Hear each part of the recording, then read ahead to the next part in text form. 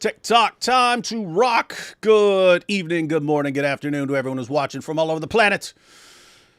It's your friendly neighborhood philosopher here, D Wood. With me, we've got Christian Gadfly. How you doing, man? Hey, how's everybody? You look like you're in a basement.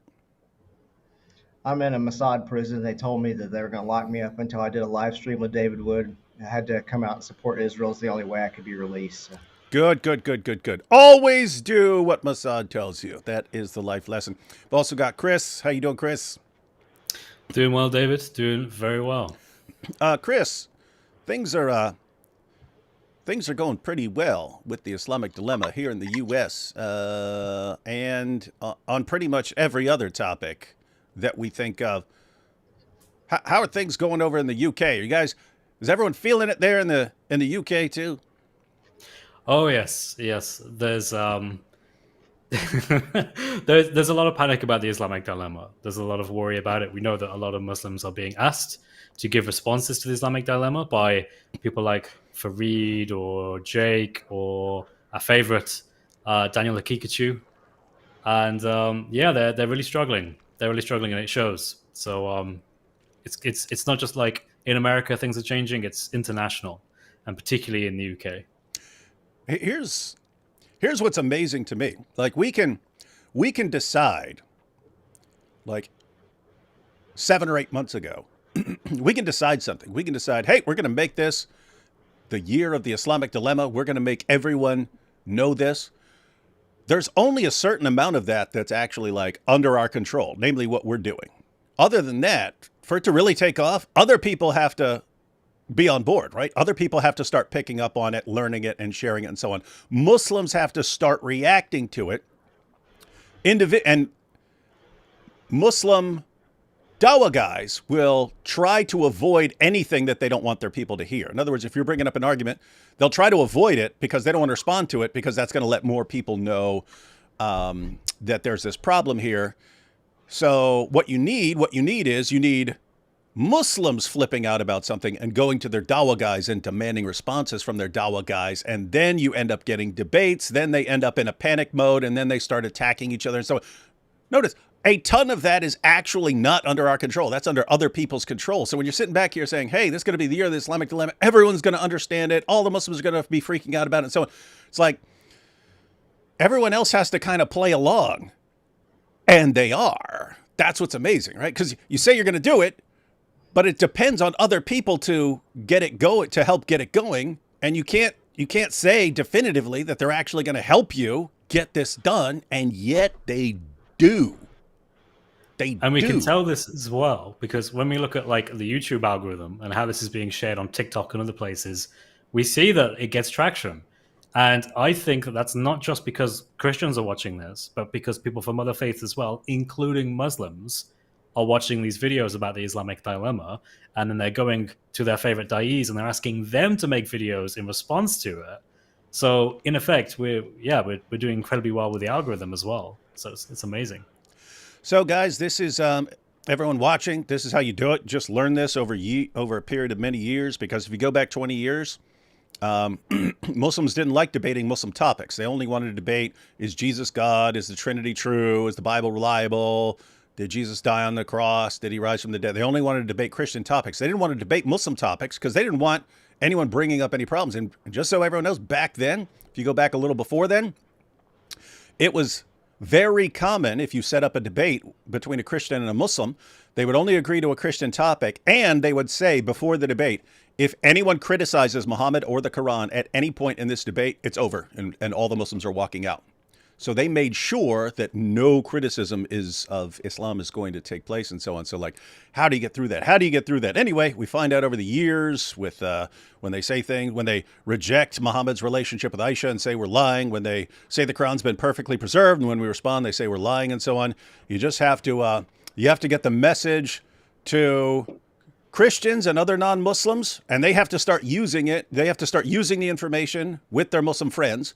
thus sending their Muslim friends into panic mode because they've never heard this before. They don't know anything about this. So they have no answers. So now they have to try and find answers. And who do they go to? They go to their Dawah guys. They start pestering their Dawah guys. Then their Dawah guys start posting responses. And then we say, hey, why don't we debate it? And that's how you do it. You couldn't go directly to them to debate it because there's no way they would debate it. They don't want people to know about it. So you have to go about it in an indirect route. What's amazing is they fall for it 100% of the time. And I just laid out the entire system right there, and they will still fall for it 100% of the time. Wow. Hey, I hear Giant DOC there. How you guys doing? Hey, what's up? Hey. You know what? We actually found about 3 or 4 people recently who solved the Islamic dilemma. Oh. Yeah, we've been getting a lot of praise reports, Muslims becoming Christians because the Lord's been using the Islamic dilemma for their personal testimonies. And some of these guys, you can actually see it happening in real time. Like, we do a stream with David and Avery, and you hear the conversation with the guy while he's a Muslim. We talk about the Islamic dilemma. We talk about some questions he has about the Bible. A couple months later, he follows up, and he's like, hey, you remember me? And he's like, I'm a Christian now. And so we've heard multiple others telling us the same thing as well. And we are sure to write down these people's names to pray for them. In fact, we have a whole list of people that we're praying This for. week and over the last couple of weeks, Brother Miled, Sister Miriam, Sister Jane. That's how you solve the Islamic dilemma. That's how you do it.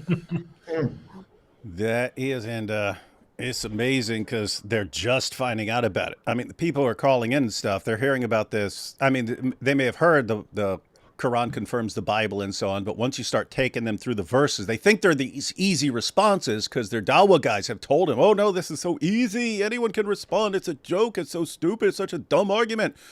And then they think they've got some simple response to it. I'll just say Surah 2, verse 79, and that will be it.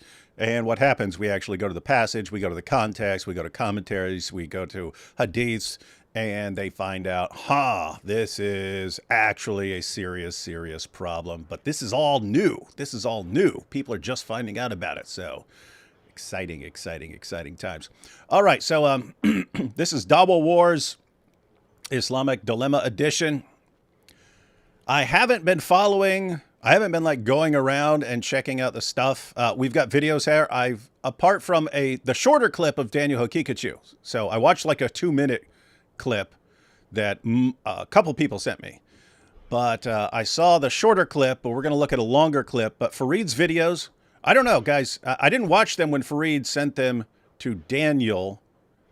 But we've responded to other videos. We've responded to videos by Farid in the past. So have we actually have I seen these in the past?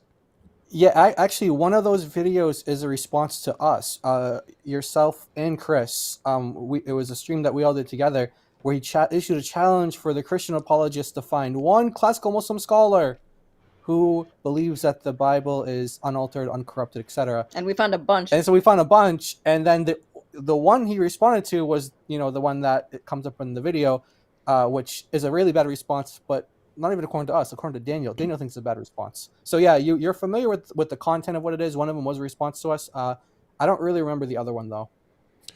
All right, so this may not. Let me give my understanding of the chronology of the beef, and then people correct me if I have it wrong, and then that'll help the viewers understand what's happening. So Daniel did this debate. And then Farid came out and said, you got caught with your pants down. Basically, you didn't do well. Hey, let's keep this PG. Then in response, Daniel attacked 2 videos. Daniel was highly offended by that language. Yeah. Then in response, Daniel attacked 2 videos that Farid made that are a year old. And so I don't even think Farid articulated clearly what it was that was wrong with Daniel. He just said, you got caught with your pants down.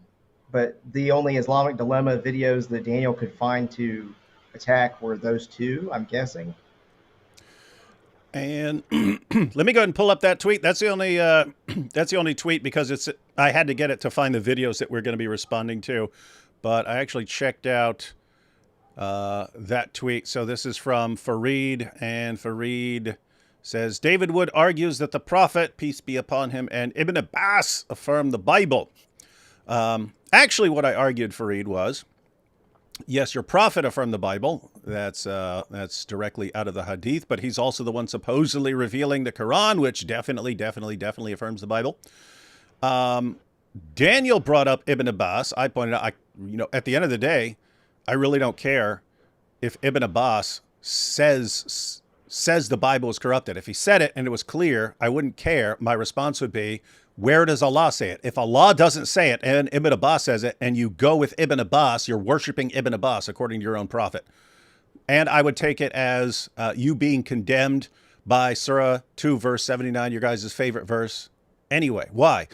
You'd be taking something that someone wrote and treating it as the word of Allah, and you would be condemned by Surah 2, verse 79. So I really wouldn't care what Ibn Abbas says. However, we have some reports that conflict with what you guys say about Ibn Abbas, and so that's what I pointed out during the debate. And then he says, these two videos from my playlist refute both attributes.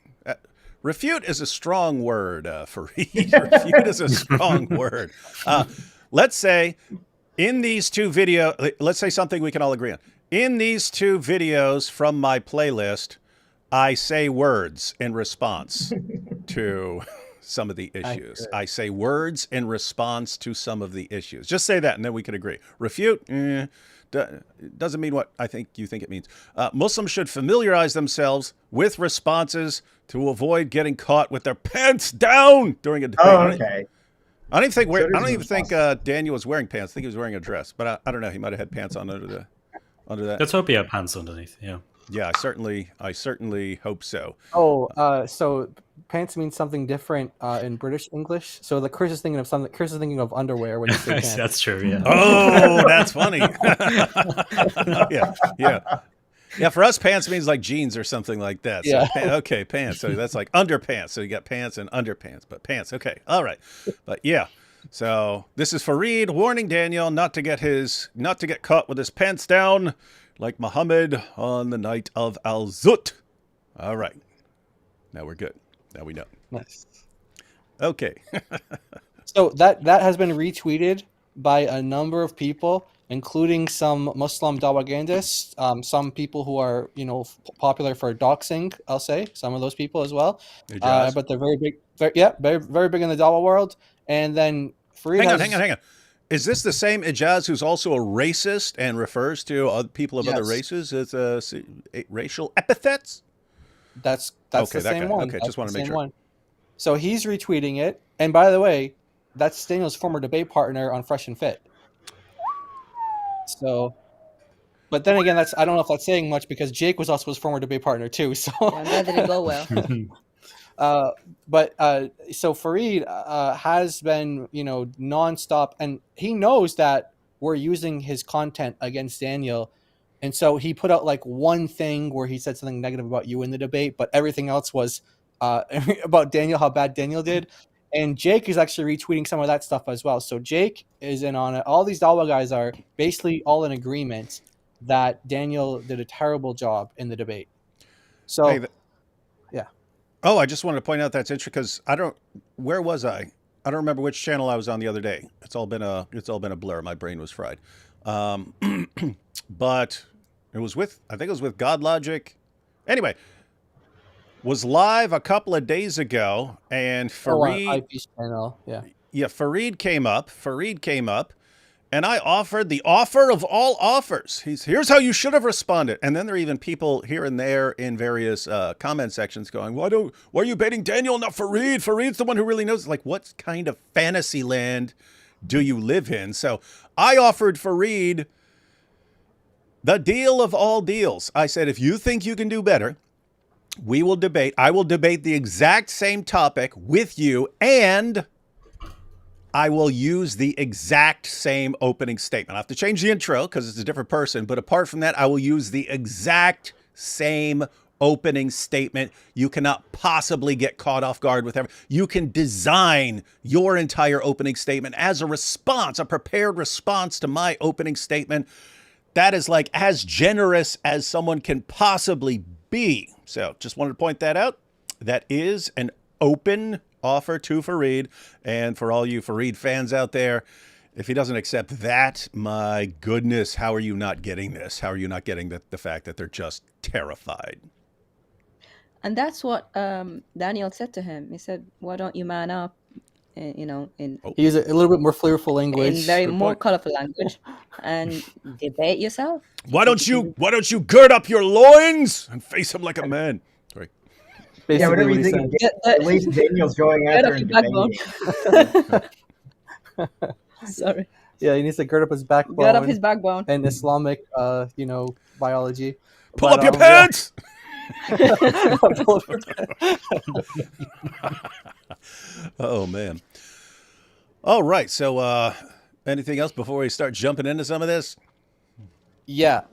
So you know that meme where you have like the two Spider-Mans pointing at each other? I think That's it's basically three. what's. Oh There's no! three, Well, yeah, yeah. There's variations. There's one with two, one with three. But that's what I want you to think about when you have Farid and Daniel. Farid's pointing at your argument is bad. The other one, Daniel's saying, no, your argument is bad. And it's, Oh yeah. You got to make one of those then.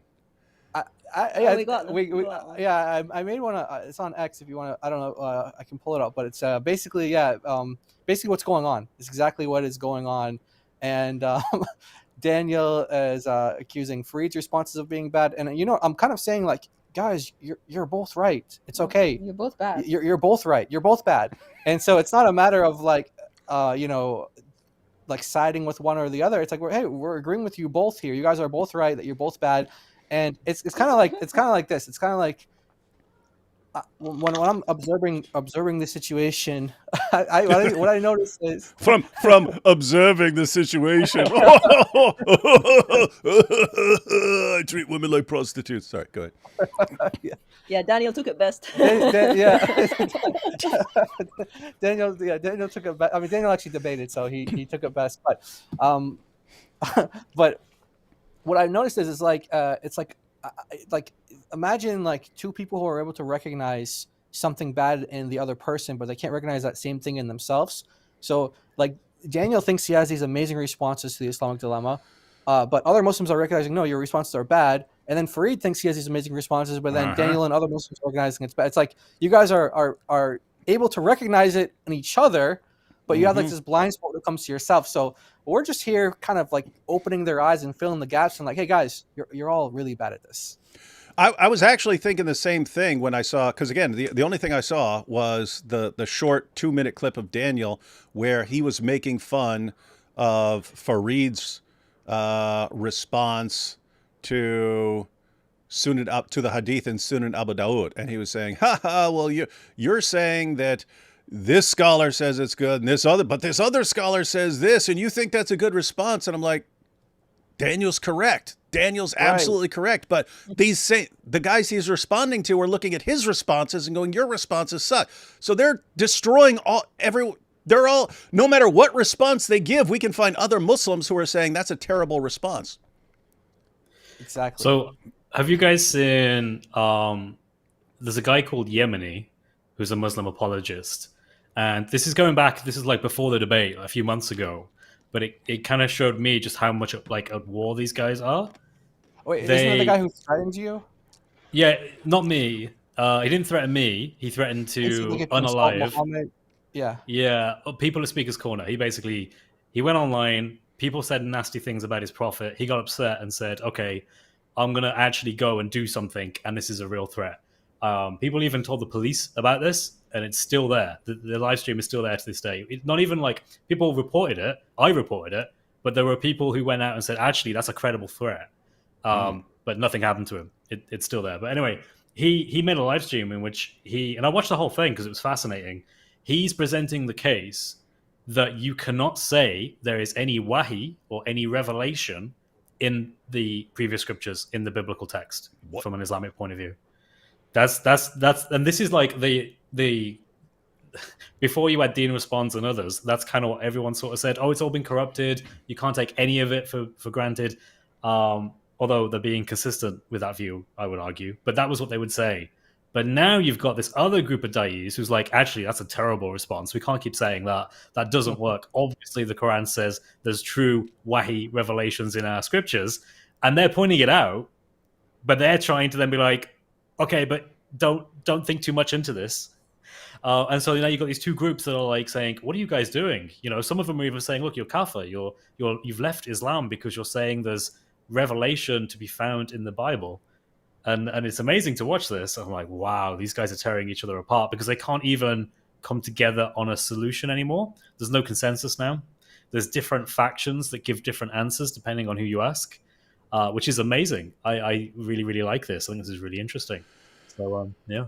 So they are actually ending up with some Dawah Wars. Go ahead, Christian. You have to attack the definition of Injil and Torah, or you have to attack the definition of confirm. And so that's your tension, because, you know, Quran confirms. That's a good way of summarizing. Yeah. Yeah. And so you'll have one class of Muslims attacking confirm and one attacking Injil and Torah. Mm-hmm. Yeah, and so we're going to watch the first video now, and this is a response to, I'll just go ahead and put the hadith on the screen real quick. So this is a hadith, Sunan Abu Dawud 4449. Narrated Abdullah ibn Umar, a group of Jews came and invited the Messenger of Allah to Kuf, so he visited them in their school. They said, Abul Qasim, one of our men has committed fornication with a woman, so pronounce judgment upon them. They placed a cushion for the Messenger of Allah, who sat on it and said, bring me the Torah. It was then brought. He then withdrew the cushion from beneath him and placed the Torah on it, saying, I believed in thee and in him who revealed thee. He then said, bring me one who is learned among you. Then a young man was brought. The transmitter then mentioned the rest of the tradition of stoning, similar to the one transmitted by Malik from Nafi. So Muhammad is actually not talking about some long-lost copy of the Torah or some book that has long been corrupted. He said, bring me the Torah, i.e. the Torah that you have right now. It was then brought. He puts it on this judgment cushion and says, I believed in thee and in him who revealed thee. So he believes in this book the same way he believes in Allah.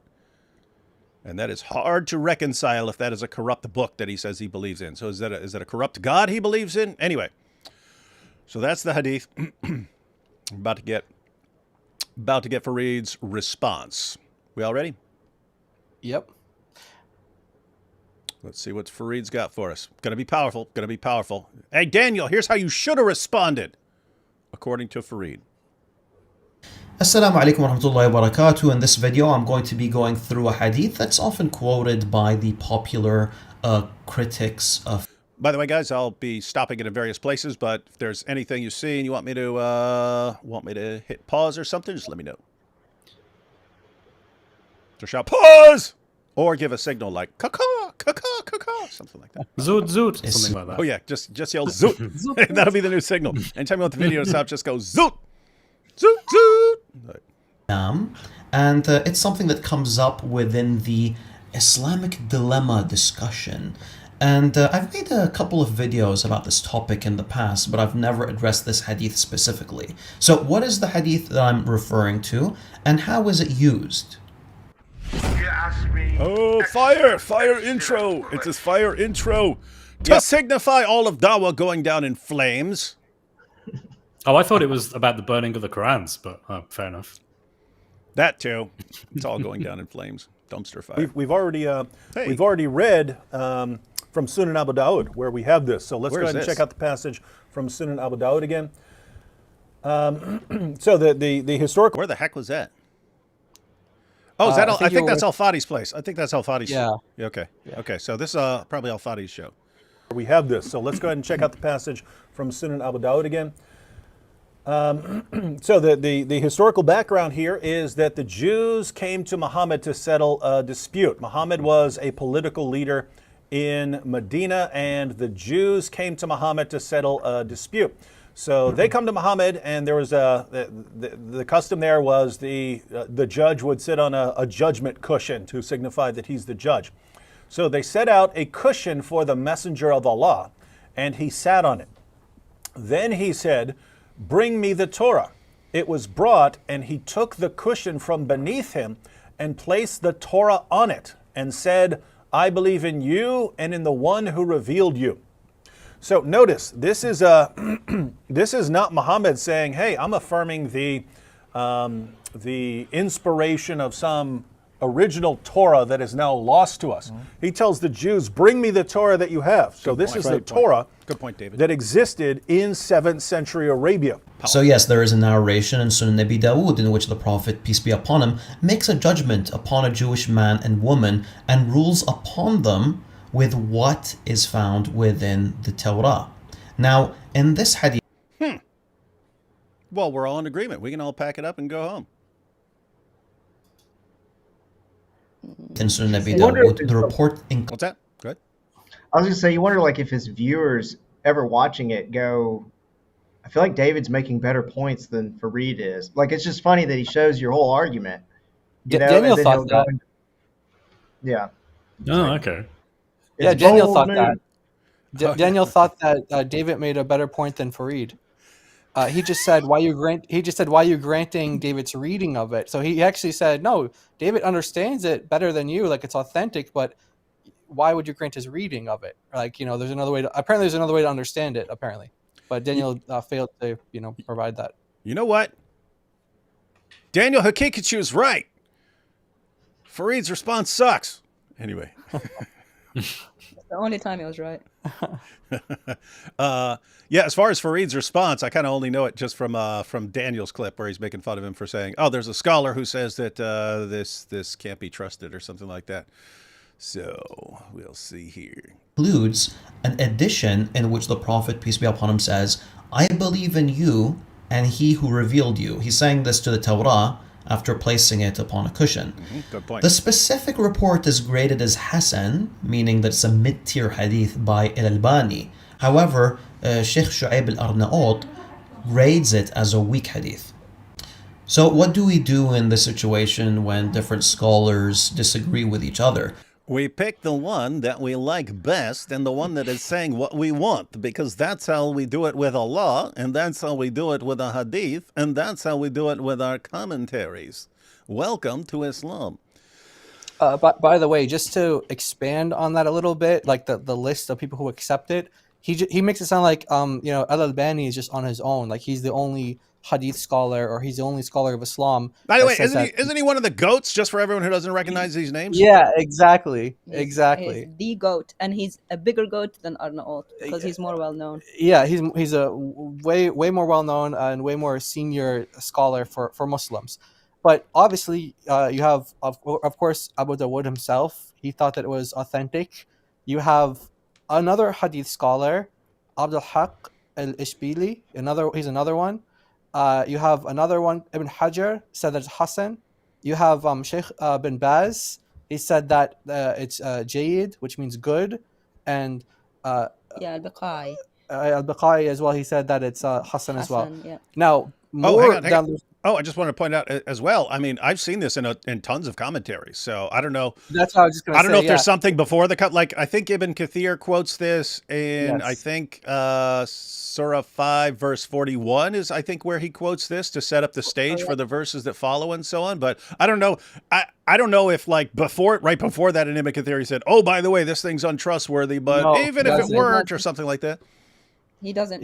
So just the same thought that you just had, that's exactly the next group of scholars. You have Ibn Taymiyyah who does that. You have Ibn Kathir and you have Ibn al-Qayyim as well. All three of them cite it without refuting it. Like they don't say, "Oh, by the way, this is a weak." None of them say that. They cite it and just leave it as it is. And which means they believe it. Yeah. So a lot of times, like we mentioned, like Abu Dawood, for example, he has like a rule where he says if I like say something in my hadith and I don't comment on it, like basically my silence means that I think that it's authentic. So I'm not saying this rule for consent. Yeah, silence is consent. Yeah. So I'm not saying this a rule for all Muslim scholars, but usually if they think it's weak, they note it or something. So we just listed about 9. I'm just counting them up. 9 of them who say that it's either authentic or they don't comment on it at all, which gives you the assumption that they think that it's authentic, versus one scholar that Farid could dig up in the trash bin. So hang And on. Daniel notes in his response to this too. He's like, you could grant that this is weak, and that doesn't solve the Islamic dilemma. It's just this one particular. Like he mocks Yeah, it. this He's is like, you really think this solves the supporting Islamic evidence. dilemma? Yeah. He's like, this doesn't solve it. Yeah. So but this is, for everyone who's watching, this is a perfect example, and you need to observe this happening over and over again to really, because if we were sitting there saying, hey, there's this hadith, and they're like, but this hadith scholar says it's not authentic, or it's weak, or something like this, and we say, but this hadith scholar, you might not know what's going on, and so on. There is like massive cherry picking in Islam. Again, they do it with the Quran. They'll cherry pick the verse that is closest to the meaning they want, and then they'll insert the meaning they want into there, and then they'll throw out every other Quran verse that tells them they're lying. They'll do that with the hadiths. They'll do that with their commentaries. They'll do that with everything. So you take a hadith like this, and it's, here's a scholar who says it's weak. Okay, Abu Dawood, one of your greatest hadith collectors, he didn't think it was weak. Albani, the goat of hadith scholars, he didn't think it was weak. And you go down the list, they already pointed out, Ibn Kathir, Ibn Taymiyyah, the legends of tafsir, they're quoting this as authentic. And what do? Oh, we don't like it. Let's look around for someone who says it's weak, and we'll just go with that. And that is absolutely like a pathetic methodology. But it's what you do. Why? Because you have to. Otherwise, you're stuck with the Islamic dilemma. So this is you trying to get out of it, and it's pathetic. But I don't even know why this is an issue. It's in the Quran. Surah 2, verse 41, yep. Allah is saying to children of Israel, I confirm what is with you. Right. Which is the Torah. Yep. What is with you, present tense. So you want to deny that Muhammad put it on the cushion to say that the Torah wasn't good at the time? The Quran says it was. So why are we even having this discussion? And that's part of what Daniel says in response to this too. Like Christian had mentioned, that he says, like, look, even if you get rid of it, it doesn't destroy the Islamic dilemma. He says it in a more sarcastic way, but he's like, that doesn't destroy the Islamic dilemma. That's what he's communicating. I just want to say one more thing about Al-Albani, because one of the things that this other hadith scholar notes is, like, there's one person in the chain that he considers to be weak.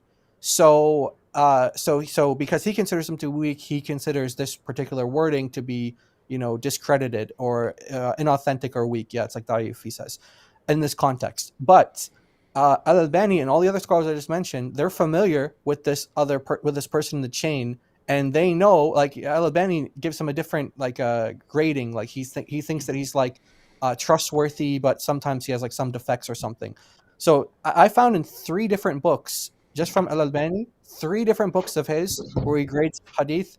2 of them it says Hasan, and 1 of them he actually says Sahih. So, and he's familiar with this, one narrator that Arnaud has problems with. Yeah, Arnaud is people who don't know, he's a contemporary scholar. He died in 2004. So whatever information he had, all these previous scholars had before him, sometimes by hundreds of years. Yeah, I have to say, Farid, looking like a lot of picking and choosing if you're going to dismiss this hadith. Like, seriously, this is bad. And as DOC pointed out, why are you flipping out on this hadith when it says exactly what the Quran says? I mean, just think about this. Allah says over and over again, I'm confirming what's with you. I'm confirming what's with you. I'm talking about the Torah. I'm talking about the Torah. Believe in all of it, not just parts. I'm really serious here. Jews, judge by the Torah. Jews and Christians, you have no ground to stand upon unless you stand fast by the Torah and the gospel. It's like as clear as he can possibly make it. And then as like the cherry on top of the ice cream sundae, we say, oh, and by the way, if you think you can wriggle your way out of this, even Muhammad said the exact same thing. And they go, no, he would never say that. Let's look around for a reason to call it weak. What are you doing? So Muhammad agreed with Allah and you can't allow that? What the heck is this religion, man? What is this? All right. Oh, yeah, I have to say, so Farid came up with a video that features the response that Daniel gave, and Farid, he's not the brightest Muslim Dawah giving this. No, but it's really funny because Daniel is criticizing his video, and Farid doesn't actually give a response in the video. What he does is he replays the video. So the video that Daniel already said was insufficient and was bad, he just replays the same video, like the same points over again. He's like, maybe he'll get it now the second time. It's like, he He wasn't convinced the first time. I guess that's the Dawa method. If your terrible response doesn't work the first time, just give the same terrible response again. Literally, that's what we've been hearing for years. Yeah. All right. Break it down for us, Farid. Break it down for us. Blow our minds away. Well, you see, it's nothing like a popularity contest. They're both established hadith scholars, and they've both graded a massive number of hadiths. So, but one has your most respected commentators on his side, and the other is trying to avoid what the hadith says. What we do in this situation... It's not a popularity contest, but like all of hadith scholarship is based on the authority of whoever is saying what they're saying, which is like basically a popularity contest. Exactly. Yeah, it's like they actually have a concept in Islam like for how to determine something is true. They have something called like consensus, and so that literally by definition that's is a popularity contest. Yeah.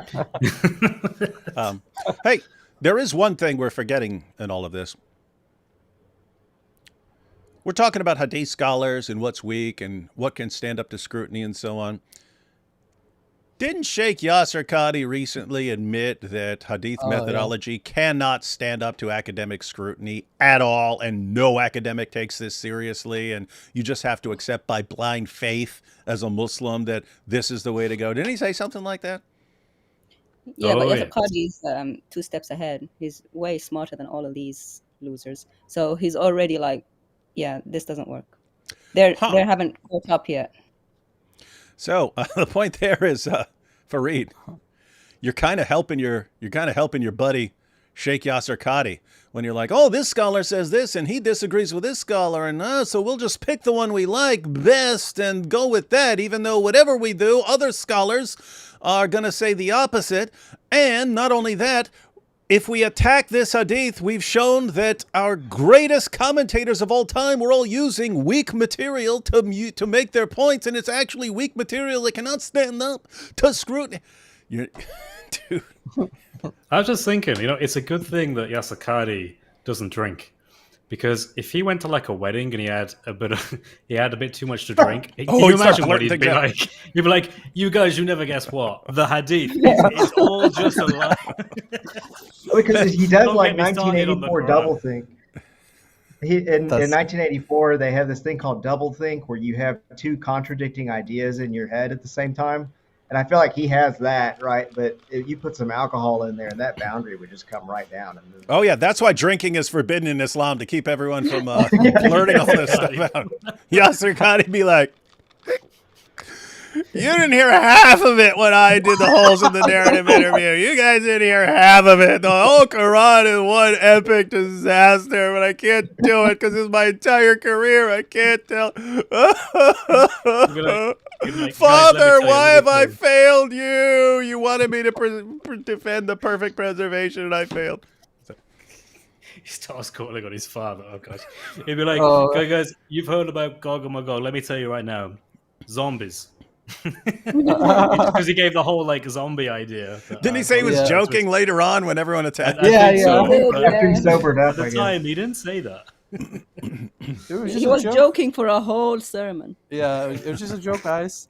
But that's one of Joshua Little's criticisms of hadith as well, like the so-called science of hadith as well. The fact that you have different scholars who have different ratings for different people that are considered reliable or not reliable. It's not an objective standard. So you do have to pick and choose. Contrary to what Farid is saying, you have to is this one right or is this one right? Because this guy says this guy's a good reliable transmitter, and this one says he's not. So there's this subjectivity there that makes it impossible for this to be an objective method. And they're both, and you can have like what Farid said, both scholars are equally valid. Yep. It's not that one was better than the other. So now what do we do? Yeah. And they're saying different things. But he was setting it up to it was just 2 scholars, but I just listed 9 scholars who say it's authentic.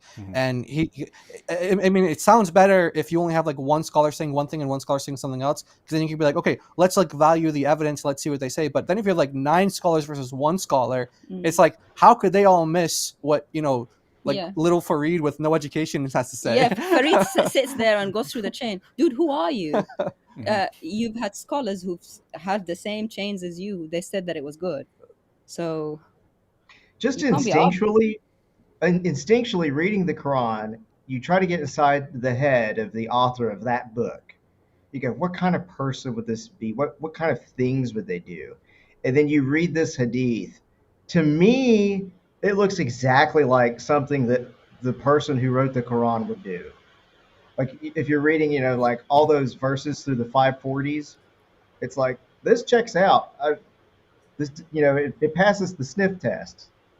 Yep. This seems like something the historical Muhammad would do if the Quran is in any way an image of the historical Muhammad.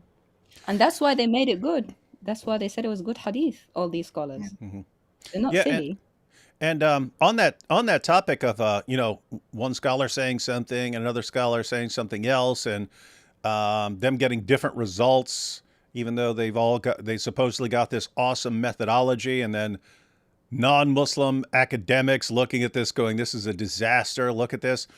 It's even within hadith collections. This is also something that Joshua Little points out, that you have topics in the hadith, and these hadiths over here will all be sahih. These hadiths over here will be sahih, and yet they're saying completely different things. So he uses the example of like mutta in one of his talks that he gave, and his view is that Islam back in early on in the early century was regional. Like you had the Islam around Mecca, and the Islam in the area of Medina, and the Islam in the area of Kufa, and so you had different, and they all prayed and things like that, and they had common ground.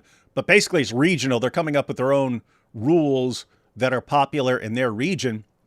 And then once you end up with this attempt to sort of standardize Islam, then in order to defend their local tradition, they start writing these isnads and tracing them back earlier and earlier until it goes back to a companion of Muhammad. That became the method to defend your particular version. But guess what? Since they're all making these things up, then you get to hadiths, and you go to you'll have multiple hadiths where it says that Muhammad allowed mutta for a while, but then he forbade it, and then there was no more mutta.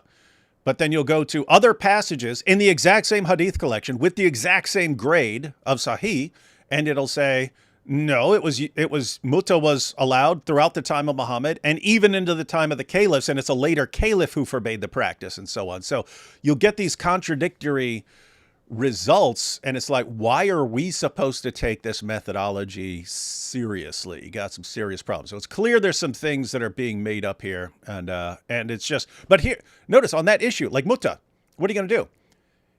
If you don't want to practice mutta, you'd say, oh, these sahih narrations which say Muhammad forbade the practice, those are the correct ones, so I'm going with those.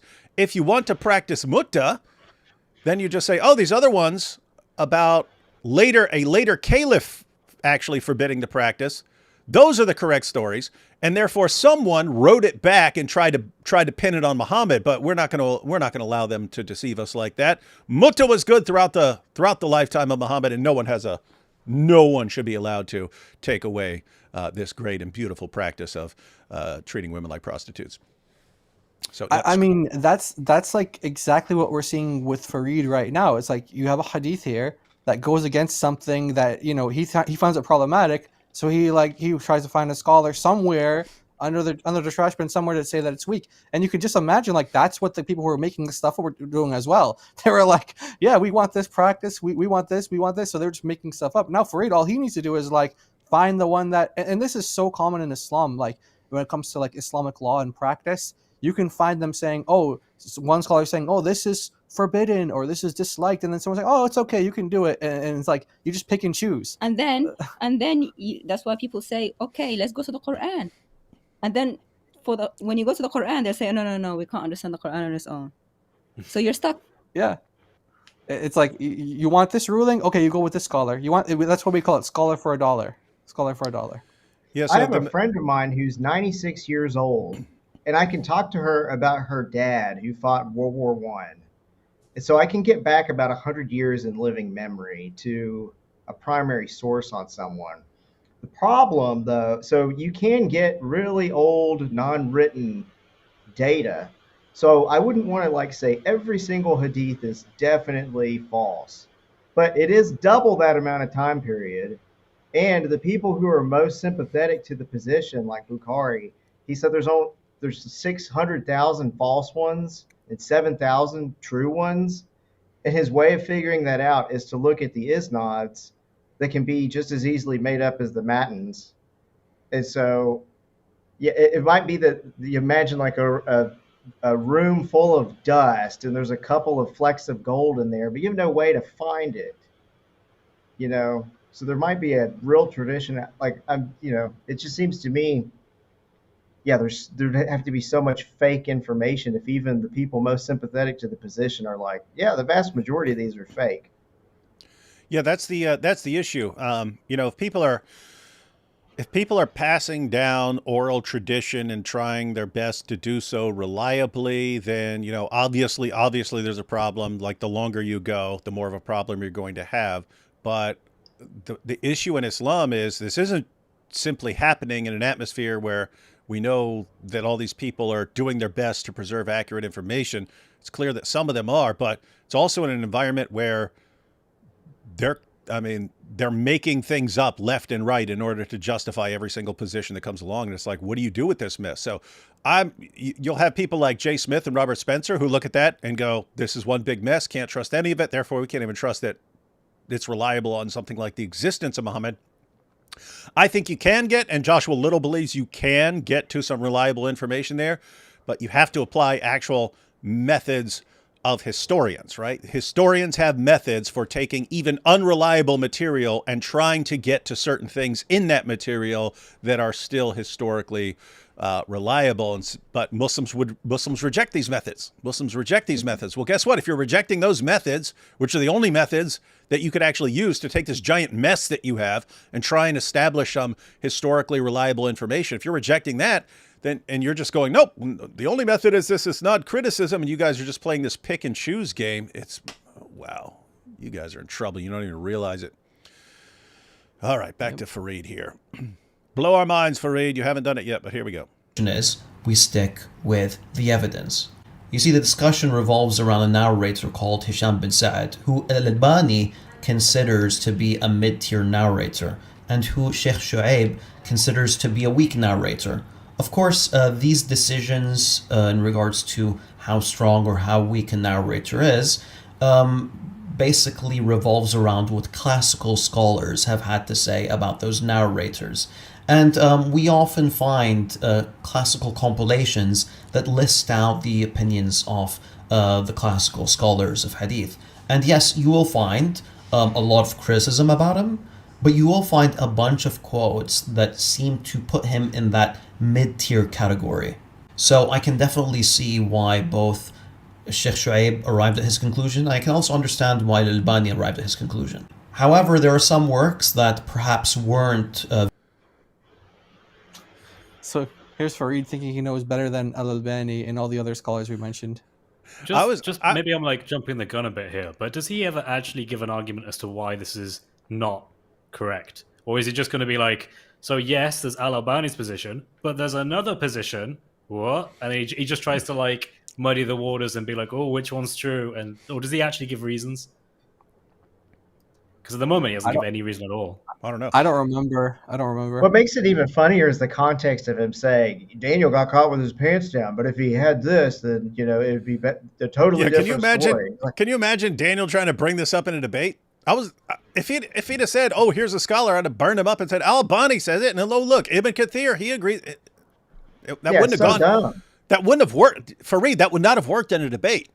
Let me put it this way, Farid. That would only work in a debate if it's just someone who read it and they quote it and they have no idea who Al-Albani is or what to say. That's the only time it would work, right? We're past those days, Farid. People are onto your tricks. They're onto your tricks here. By the way, we saw a number of Muslims who were actually, when Farid did this recent video where he just reposted his comments here after Daniel said what he said, he replayed Daniel saying what he said. Didn't we find a number of Muslim comments? Comments, and we screenshotted them underneath. They're saying, "What do you mean? This doesn't solve anything." Exactly. We can see what Daniel said. What he said. What are you doing? Because notice this is an issue. Now you're saying, because it's either this happened or it didn't. It's either Muhammad put it on the cushion and said what he said, or it didn't. You can't say, I can see why that person said it might have happened, and I can see why that person said it might not have happened. That makes Muslims feel very uneasy. What do you mean? We're not talking about who likes which dish. We're talking about, does this happen or not? Muslims don't like that. They feel very uneasy about that. So you can't have a process that tells you both yes and no, and you can respect both sides. Yeah, they want to know, did he do it or not? I don't know why they don't realize that. Yeah, and by the way, when we were playing this, when I paused it, I was kind of smirking, and it was because when I was playing this, I actually had a flashback to when Yasser Qadhi said, "When you do a deep dive, that's when you're like, what is all this stuff?" Yeah. Now, there he's talking about them trying to figure out the Quran, them trying to figure out the standard narrative of the Quran and how to fix that. But what is all this stuff? And he's talking about when you're at the beginning level and stuff, you just accept all this stuff. And then, then you see these, then you start seeing, hey, there's some problems here. So that at that point, you just regurgitate what your favorite scholars say. And then you do a deep dive, and then you're like, whoa, we got some problems. We got some serious problems here. Farid's at that regurgitate state. He's still in the kiddie pool. He hasn't done the deep dive yet. Yeah. But I mean, think applying this to Muslims in general. We've got this great methodology, and we heard that Sheikh Yasser Qadhi is saying that we've got some serious problems with our methodology, and it can't stand up to academic scrutiny. But Farid says, no, our method is as good as gold. It's as good as gold. We've got this airtight methodology. And then you watch his video, and it's like, well, this scholar says this scholar says that. So it happened, and it didn't happen. Muhammad's entire life is basically this Schrodinger's cat situation, and we have no idea what's going on. It's like, thank you, Farid. Thank you for that. Wow, it's amazing. And then you use that to call out a debater, and then call it a reputation of David Wood. It's like David Wood rejected by Schrodinger's cat. I was just thinking, imagine if Daniel actually raised that in the debate. Like, one scholar says it might have happened, another scholar says it might not have happened. Therefore, and your opponent is a philosopher. Yeah. Okay, good luck with that. These are fun times. Here we go. Visited by Al-Albani, like Mughlata'i's Ikmal, who quotes a bunch of them weakening him. So Ibn Sa'ad, Yahya ibn Sa'id, Al-Barqi, Al-Uqayli, Abu al-Arab al-Tamimi, Ibn Jarud, Al-Muntajili, Ibn al-Sakan, Al-Fasawi, Al-Dulabi, Al-Balkhi, Al-Khalili, and Abu Ahmad al-Hakim. Now, despite Abu Dawud al-Sijistani himself saying that Hisham bin Sa'ad is one of the strongest narrators from Zayd bin Aslam, it's still drowned in the sea of criticisms against Hisham bin Sa'ad. And he still doesn't get what he's doing here. So it's still drowned in the sea of criticism and so on. Wait a minute. So this story makes it down. And Abu Dawud didn't catch that. He thought this is not weak. And some of your greatest commentators of all time, it made it through their filters, and they passed on this information. And suddenly we get down to the 21st century, and it was actually weak. So this managed to deceive many centuries of Islam's greatest scholars, and that's your problem, because it sounds like your methodology is massively deceptive and misleading if it can deceive the best of your scholars. Just wanted to point that out, Farid. Sounds like a popularity contest, Like, yeah, what was right. popular at the time. It's like, this guy says this guy didn't like him, this guy didn't like him, this guy didn't like him, but this guy really liked him. Mm-hmm. So we're going with it. Oh, the Islamic Dilemma. Yeah, get all those guys that we didn't like him. All of a sudden we care more about them now and what they have to say. They're what matters. Mm-hmm. Yeah, but I mean, seriously, that'd be a funny clip, though. Farid saying it's not a popularity contest, and then you go right to the part where you list like 20 different people, like saying, sounds like it. It sounds like that's what he's doing. But I mean, again, he's like, we mentioned like 9 different scholars, and he's basically saying like, none of these people saw this. Like Ibn Taymiyyah didn't see this. Ibn Kathir didn't see this. Sheikh bin Baz didn't see this. Ibn Hajar, he didn't see that. None of these scholars saw what he saw. But only Farid saw. Only Farid saw it. And a bunch of people that he's quoting. Yeah, that's it. That's it. These people who are actual Islamic scholars, not just Farid responds. They didn't see what he said. They didn't see what he's seeing. but Farid sees it. Okay, makes sense. And there's a further problem here, Farid. Think about this. If century after century after century of Muslim scholars and some of your greatest scholars, if they can all think that this story's not weak and treat it as reliable historical information, and then you just find out, we all just find out now that it's actually garbage that can't be trusted, what else are we going to find out that's garbage that can't be trusted in the future, right? So just to be clear, Farid, Ibn Kathir can treat this as historically reliable. Then you come along later, no, you don't know what you're talking about. I'm Farid. I will tell you what's historically reliable and what's not. Ha ha, you were wrong, Ibn Kathir. You were wrong, Ibn Taymiyyah. You were wrong, Abu Dawud, one of our greatest hadith scholars. You're wrong, Al-Albani, you're all wrong. Okay. So 5 years from now, information that Muslims and Muslim scholars think is reliable right now might be shown 5 years from now that it's actually just completely untrustworthy, right? Oh, wow. Right? That's a true? problem. That's true, according to you, right? Centuries of Muslims can think something is reliable, and then you come along and can say, no, it's actually not reliable. So what are you going to say 5 years from now is not reliable, Farid? Ouch. There goes. Is it Muhammad's existence that's going to be unreliable? Are you going to be working with Jay Smith and Robert Spencer?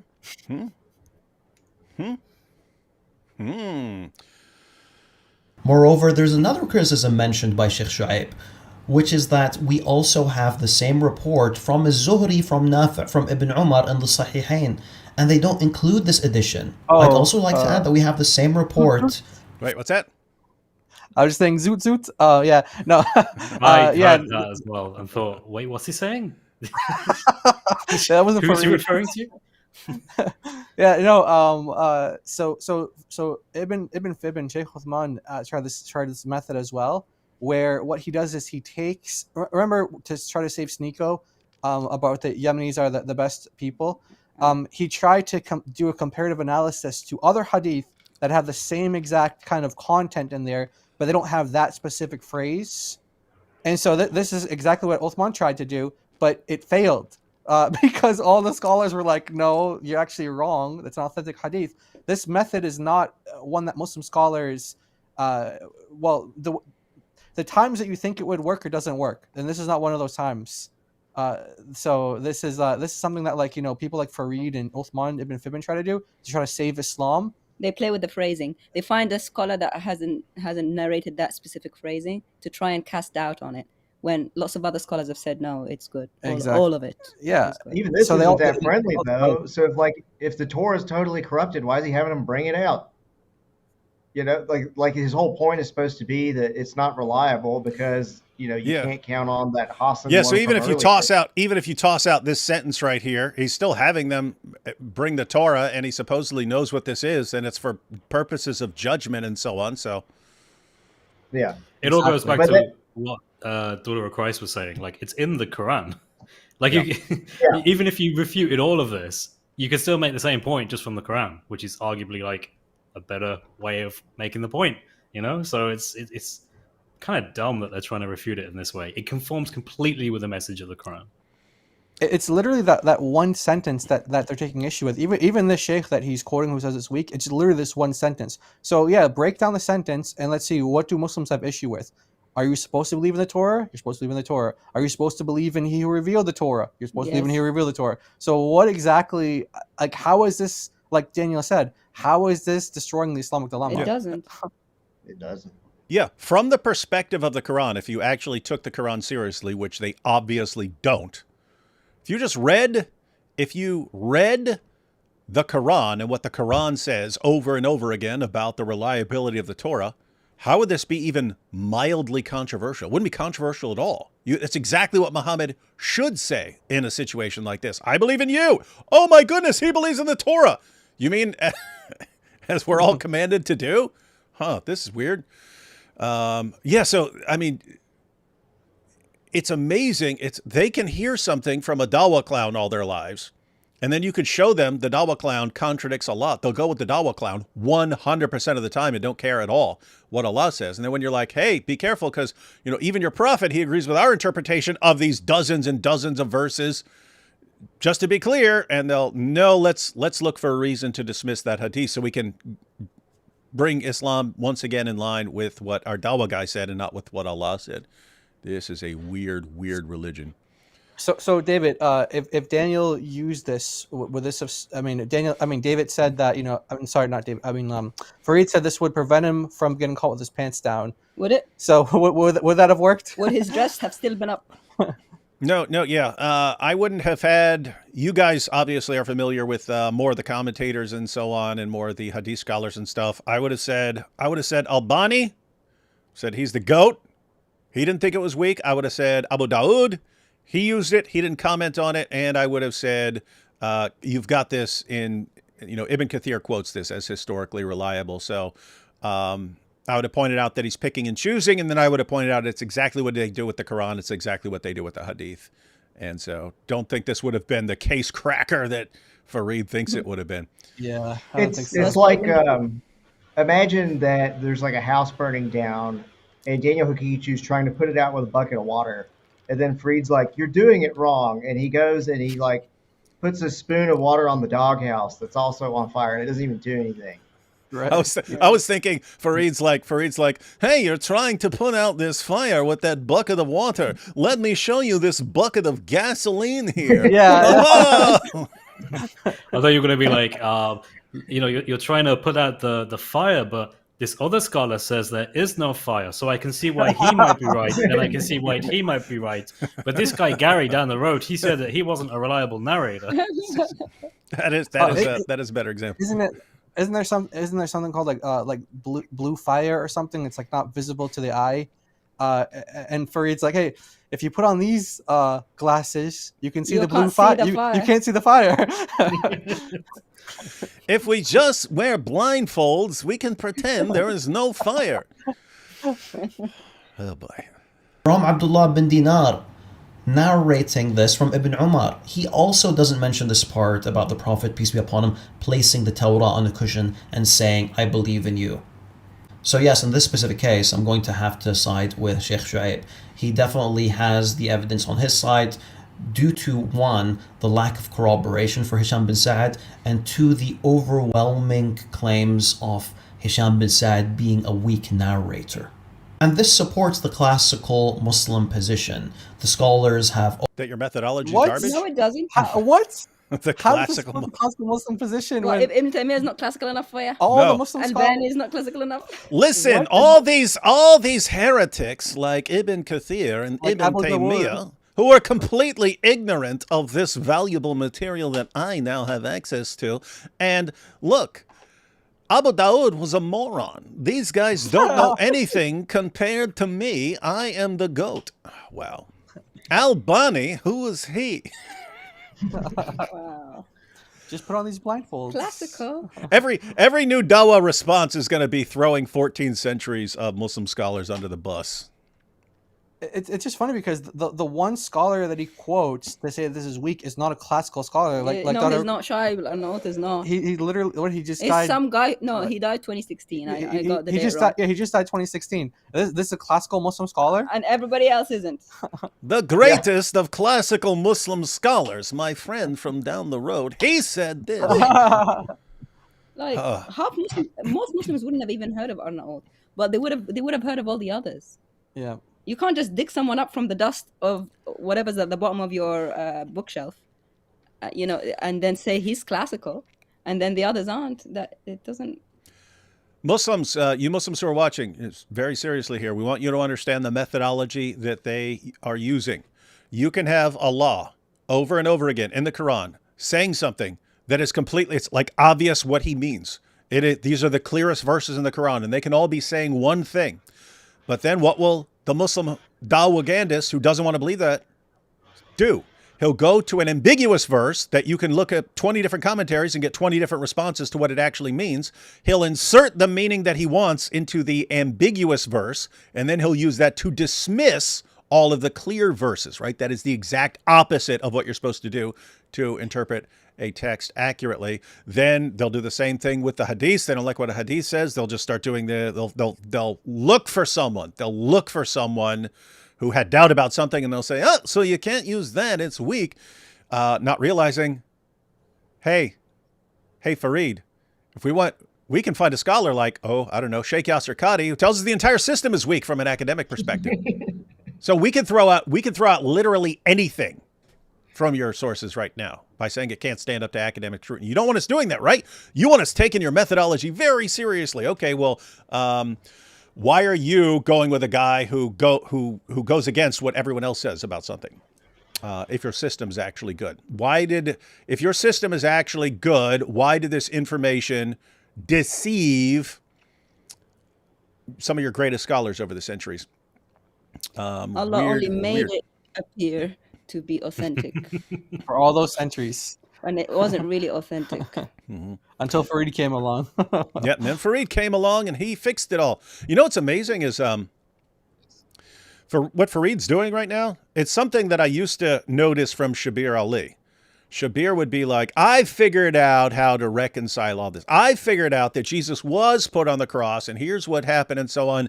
And I'd just be sitting there thinking, you really think 14 centuries of Muslims all got this wrong and that you showed up and then you're the one who finally understands it? Like, that's what you believe? But it's the same thing Farid's doing now. Yeah, 14 centuries of Muslims didn't get it, but I get it. I'm the golden one. This is, I don't know. I don't know what to do here. This is crazy stuff. All right, just a few more seconds of this video left. Let's see if he's... Hopefully the final seconds are better than the first several minutes, Farid. Always had this general view of skepticism against the Old Testament and New Testament. And actually, I'd like to challenge the Christian polemicists to provide an example of a classical Muslim scholar that held the view that the Torah is fully preserved. Oh, and I'm kind of... Well, that's what we responded to. Yeah, Giant DOC responded to that. I just want to point out. No. Farid, I'm talking about Allah. All right, good. Yeah, no. This was a stream that you and Chris and us, we all responded to it together. And then the next video that he has is actually a response to that video. So, yeah. That's... Right, but he said, notice he said classical. He said classical scholars, but he just nullified all the classical scholars by not... Yeah, why would we go to classical scholars when, according to you, they're a bunch of idiots who were easily deceived and duped by false information that some idiot made up? Why? Are these guys reliable? Like when there's something wrong with a story, do they pick up on it? No, they need you for that, right? And so your classical scholars are garbage, and their methodology just didn't work. Hang on, let's play a couple more seconds here, and then it'll be done. To let you know that I'm familiar with the types of statements that you're going to bring to argue that classical Muslim scholars believed in the preservation of the Old Testament and New Testament. But yeah, go for it. Let's see what happens. In any case, I'll catch you guys in the next one, inshallah. Assalamu alaikum wa rahmatullahi wa barakatuh. Yeah, Farid, let me give you an example of what this is like, man. So this was a while back. Donald Trump, you could use any example of any president or any leader and so on. This is just the most recent. But Donald Trump this is when he was running for president. He's speaking somewhere, and a guy takes a shot at him and hits him in the ear as he's turning his head, right? Okay, that should tell you something. That should tell you that the security around him was not very good. If there's actually a guy with a gun on top of a building over there taking a shot at him, right? That tells you there was a failure of security. And so guess what? Then they get that. Suppose they get that guy. Does that mean everything's fine? No. Why not? Because it means your entire security system was flawed. Your entire system was flawed. You let someone get close enough to take a shot at Trump's head, right? Okay. So it's the same thing with any assassination attempt. You had actual assassinations of presidents and so on. Nowadays you have the Secret Service, and they're supposed to be protecting the president or protecting other people and so on. Well, guess what?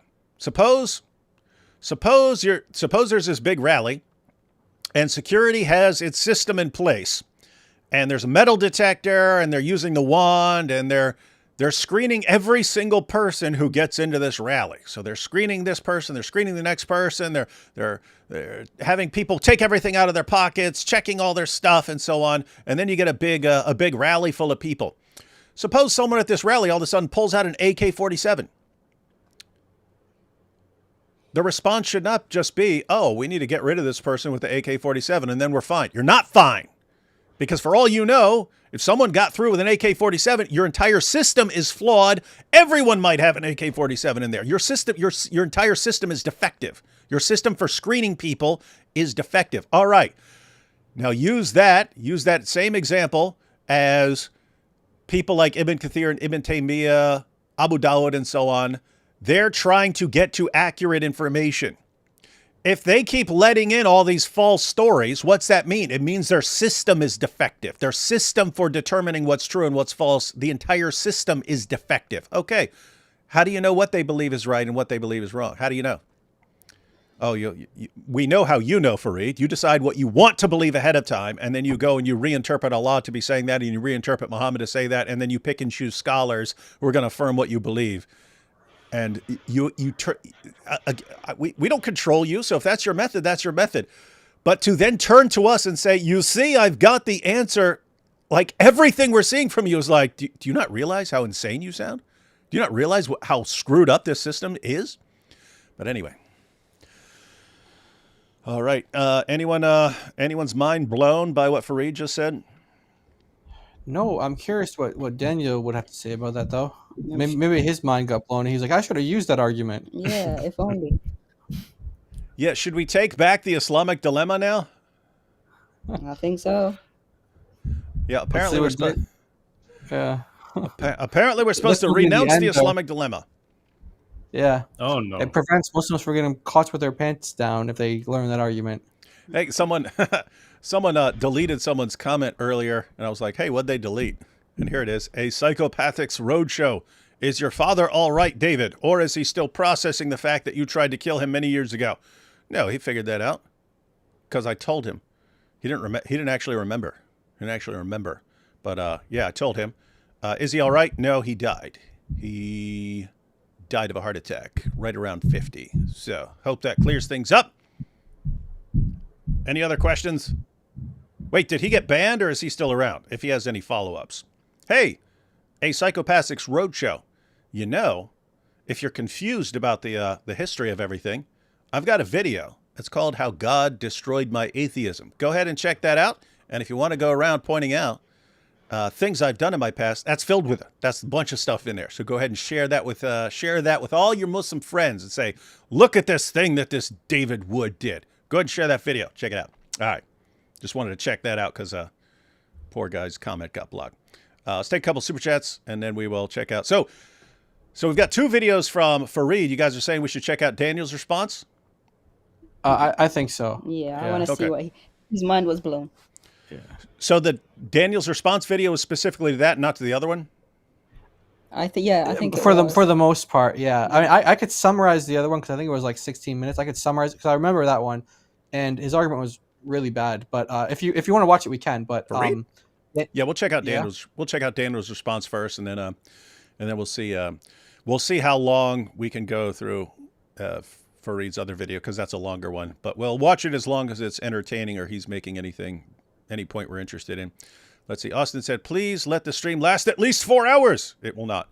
That's how long I have left on my road trip, and congratulations on whipping Daniel on the debate. Poor Daniel. Hey, I have to say, though, this has been pointed out. Credit where it's due. At least he's willing to debate it, unlike some of these other guys. Right? True. That is a serious point. All you guys who are running your mouth, Daniel, you should have answered it like this. You guys all have an open invitation to debate us on this. And we can do it. We can do that in various ways. You can join us live and we can have a friendly discussion. We can debate it at a place like DebateCon. We can set up an online debate. We can do 2-on-2, 3-on-3, however you guys want to do it. Not like 40-on-1 like Muhammad and Al-Zoot, but just if you guys think there are better responses, we're sitting here going, give us the better responses. and you won't do it. So don't condemn Daniel because he's the only one who actually has the testicular fortitude to stand up and take on the kuffar. You should be praising him. Mosh says, no, this is too early. I'm still working. In the name of Al-Zut, I demand you at least wait until 1 a.m. to start the live. Always fun to see. Yeah, our British friends. That is funny. In the name of Al-Zut. We need to start saying that. In the name of Al-Zut, I command you. Seeing Daniel quote Muqatil made me cringe after the giant DOC streams on the word Muhammad. Couldn't a Muslim bite the bullet and say Mujahid was a kafir? Yeah, I noticed he quoted Muqatil as well. And I think it was on the stream we did with IP. RP. Yeah, with IP, because Muqatil is apparently a kafir and a heretic. He believed that Allah had a body of flesh and blood. And so anyway, Muslims like to cite him because, like, to non-Muslims, it might sound a little impressive to say, like, this is the first commentary of the Quran.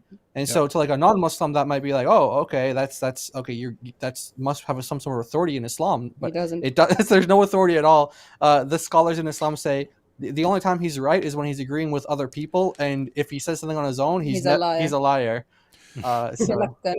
Yeah. Yeah, and by the way, Muqatil is one of the sources on the Satanic verses. You have a bunch of people early on in talking about the Satanic verses, and he's one of them. But yeah, if that's okay because he cooperates with other people. As long as he cooperates with other people. I'm just saying, if I were to tell one of these now, if I tell an average Muslim, they're going to have no idea what I'm talking about because they don't know who any of these guys are.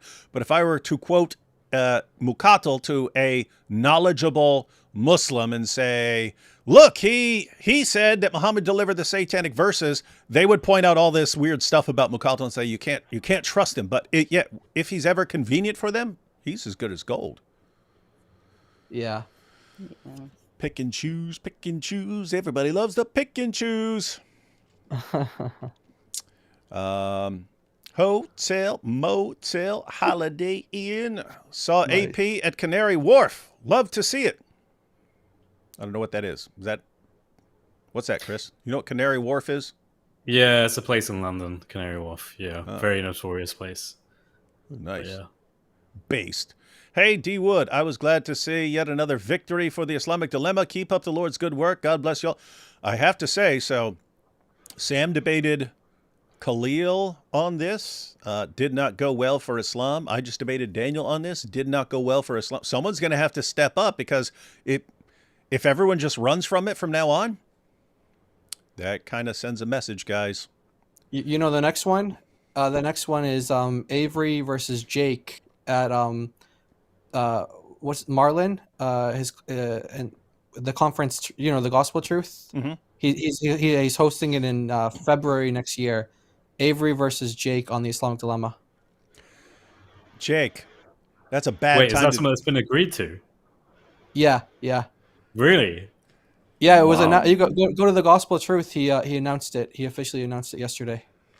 Wow. And Jake, that's a bad idea, Jake. Because for everyone who knows, we have a lot of work still left to do on the Islamic Dilemma. But by the time all of this is done, it's going to be a nice website. Every Quran verse that has anything to say about the previous scriptures, it's going to have all the main commentaries there for any of these issues. It's going to have responses to every single lie you guys tell. We're about to put that into the hands of Christians and non-Christians, Muslims even, around the world. It's going to take away your ability to lie. So any Muslims who want to respond to the Islamic, you better be doing it real quick, because a year from now, it's not even going to be a possibility to respond to this. So better jump on it real quick and then thump your chest for the rest of your life and never pay any attention to anything that happens after that. So you guys should be jumping on this right now. It's your last chance. February, too late, Jake. Too late. But you know what? Start planning an exit strategy of what excuse you're going to make to not debate that. Oh, I got stuck in the airport. Something. All right. What are you saying? Yeah, well, one thing that Jake might have in his favor that Daniel didn't have is he's going to be able to prep with Farid. So Yeah, so he should have all the. So there you go. So we know Jake's not going to get caught with his pants down, right? Nope. Jake's going to be thoroughly prepared. He should show up with a copy of Sunan Abu Dawud and just burn it for the debate. And then Isn't put it on funny? sunglasses. Isn't it funny that just after Daniel, Gadfly, just after Daniel did the Islamic Dilemma, like Jake is such a copycat rival that he's like, I'm doing it too, and wants to one up manship. Is that what it's called? Oh yeah. That might be what's going on there too. Yeah. Hey, Jake, since you're preparing with Farid, I'll go ahead and make you a deal. After your debate with Avery, I'll debate you and Farid at the same time on the same stage. Ooh, Whoa. well, I want to see that. Say yes, please. Because by that time it is too late. You could right now still catch me off guard on some stuff. You could. Next year, there's going to be no catching anyone off guard. It's all going to be right there in everyone's hands. So I will. Matter of fact, hey, we should do an experiment, guys. We'll do an experiment. We'll get a Muslim debater who agrees. We will then schedule a debate a week ahead of time. We'll let the Muslim pick our debater. We'll let the Muslim pick the Christian debater. And then we'll spend a week training a Christian to go through these, to navigate all this material. And he can just be responding based on the material right in front of his face. That'd be interesting. Pick me. No. Mike Winger. You'd annihilate these guys right now. Mike Winger. Mike Winger. Yeah. We'll take the most That'd be ignorant great. of the most ignorant. Mike Winger. This guy has absolutely no clue what he's talking about on any of this stuff. And we'll just take the worst of the worst and say, okay, you go up against him. And I'm so confident that even Mike Winger would be able to answer you guys once he has the material in his hands. It's really funny seeing IP. He'll have like these Old Testament scholars, New Testament scholars. He'll have like William Lane Craig. He'll have some philosophers. He'll have Egyptologists, and then people send super chats about like Azut, and he has to explain it to them, and it's hilarious to see their reactions. So it kind of reminds me of that. It's like, yeah, we'll just get someone they're not in the field at all. It's like explaining to your grandmother what Azut is. Yeah. You don't want that. So yeah, it's like someone who has no experience in the field at all, and then we just a week training them up. In fact, I wanted James from Modern Day Debates to host both Daniel and Jake to debate the Tawheed. Like debate each other. I would love to see that. Yeah, that's what we also need. We need Farid and Daniel debating who has the worst response to the Islamic dilemma. You have the worst response. No, you have the worst response. No, your response is garbage. No, yours is garbage. That is the debate we all want. Is there a way to obtain a Quran in revealed order? Would help show abrogation and evolution of doctrine. You can easily. I would assume there's something like that. But you can just look up a website on the chronological order of surahs. If there's not, someone should make a Quran called the Chronological Quran. Now, there's some disputes about when certain things are revealed and which came later and stuff like that, but they have a general idea of a lot of it. So you could just go with some. This could just be said, this is going according to so-and-so's list of the chronological order of revelations and so on. But yeah, if that's not available, then someone should make that. What do you call a cow with 3 legs? Lean beef. Powerful. I see another emergency LS from the Christian. What's that? What's LS? Oh, so Daniel's been, I don't know what LS is. Oh, live stream. Yeah. Oh, yeah. Oh, that's what. Daniel's been accusing us of panicking. So no, he can't really make up his mind on this. On his tweets, he's saying that Christians are doing panic emergency streams, and weren't they all like victory live streams? Like ha. Yeah, that's when he I think that's when he started to watch them, and he realized that he was wrong. Laughing. So so yesterday he was live with Paul Williams. So after so Daniel did a stream on his own channel, and then he did a stream with Paul Williams, and they were both talking about the Islamic dilemma. So I guess according to his logic, he's doing panic streams, emergency streams. But one of the things that he said with gay Paul Williams was that Christians are going around doing simulcast streams to the live debate, which he said multiple channels. I think only Chris was the only channel doing that. But anyway, he was saying that Christians were just like patting each other on the back, saying, "Yeah, you know." Yeah. I think he watched us. You know why? Because I made fun of him. I said he was so unpopular that he couldn't find one Muslim to do a review with while we were all dancing and doing reviews together. He couldn't find one Muslim to do a review with. He found one. He found one. Paul Williams. The one that no one would talk to because he's got a different lifestyle. Yeah, Paul Williams is very not popular among a lot of deities. Let's put it that way. Yeah. So I think that's what Paul, that's the reference. I'm just going to say it. You know, I'm not. From a psychological perspective, Paul Williams is a guy who hates himself so much that he wants to help Islam subjugate his entire country. Wow. That's a guy who hates himself so much that I'm just wired to go out and help my entire country be subjugated by these guys. And I'm not saying he's intentionally doing that. I'm saying that's how messed up he is. But hey, Paul Williams, you're a smart guy. One of the most inconsistent people I've ever seen in my entire life, as far as let's go to the Bible and apply the highest levels of critical scholarship from atheist to that, and then the Quran will just mindlessly accept any idiotic story about its background and so on. But Paul Williams, how many times has he left Islam? How many times has he left Islam? Like 7 times? Yeah, like 1 billion. A lot. Hey, Paul, if you think you can respond to the Islamic dilemma, open invitation.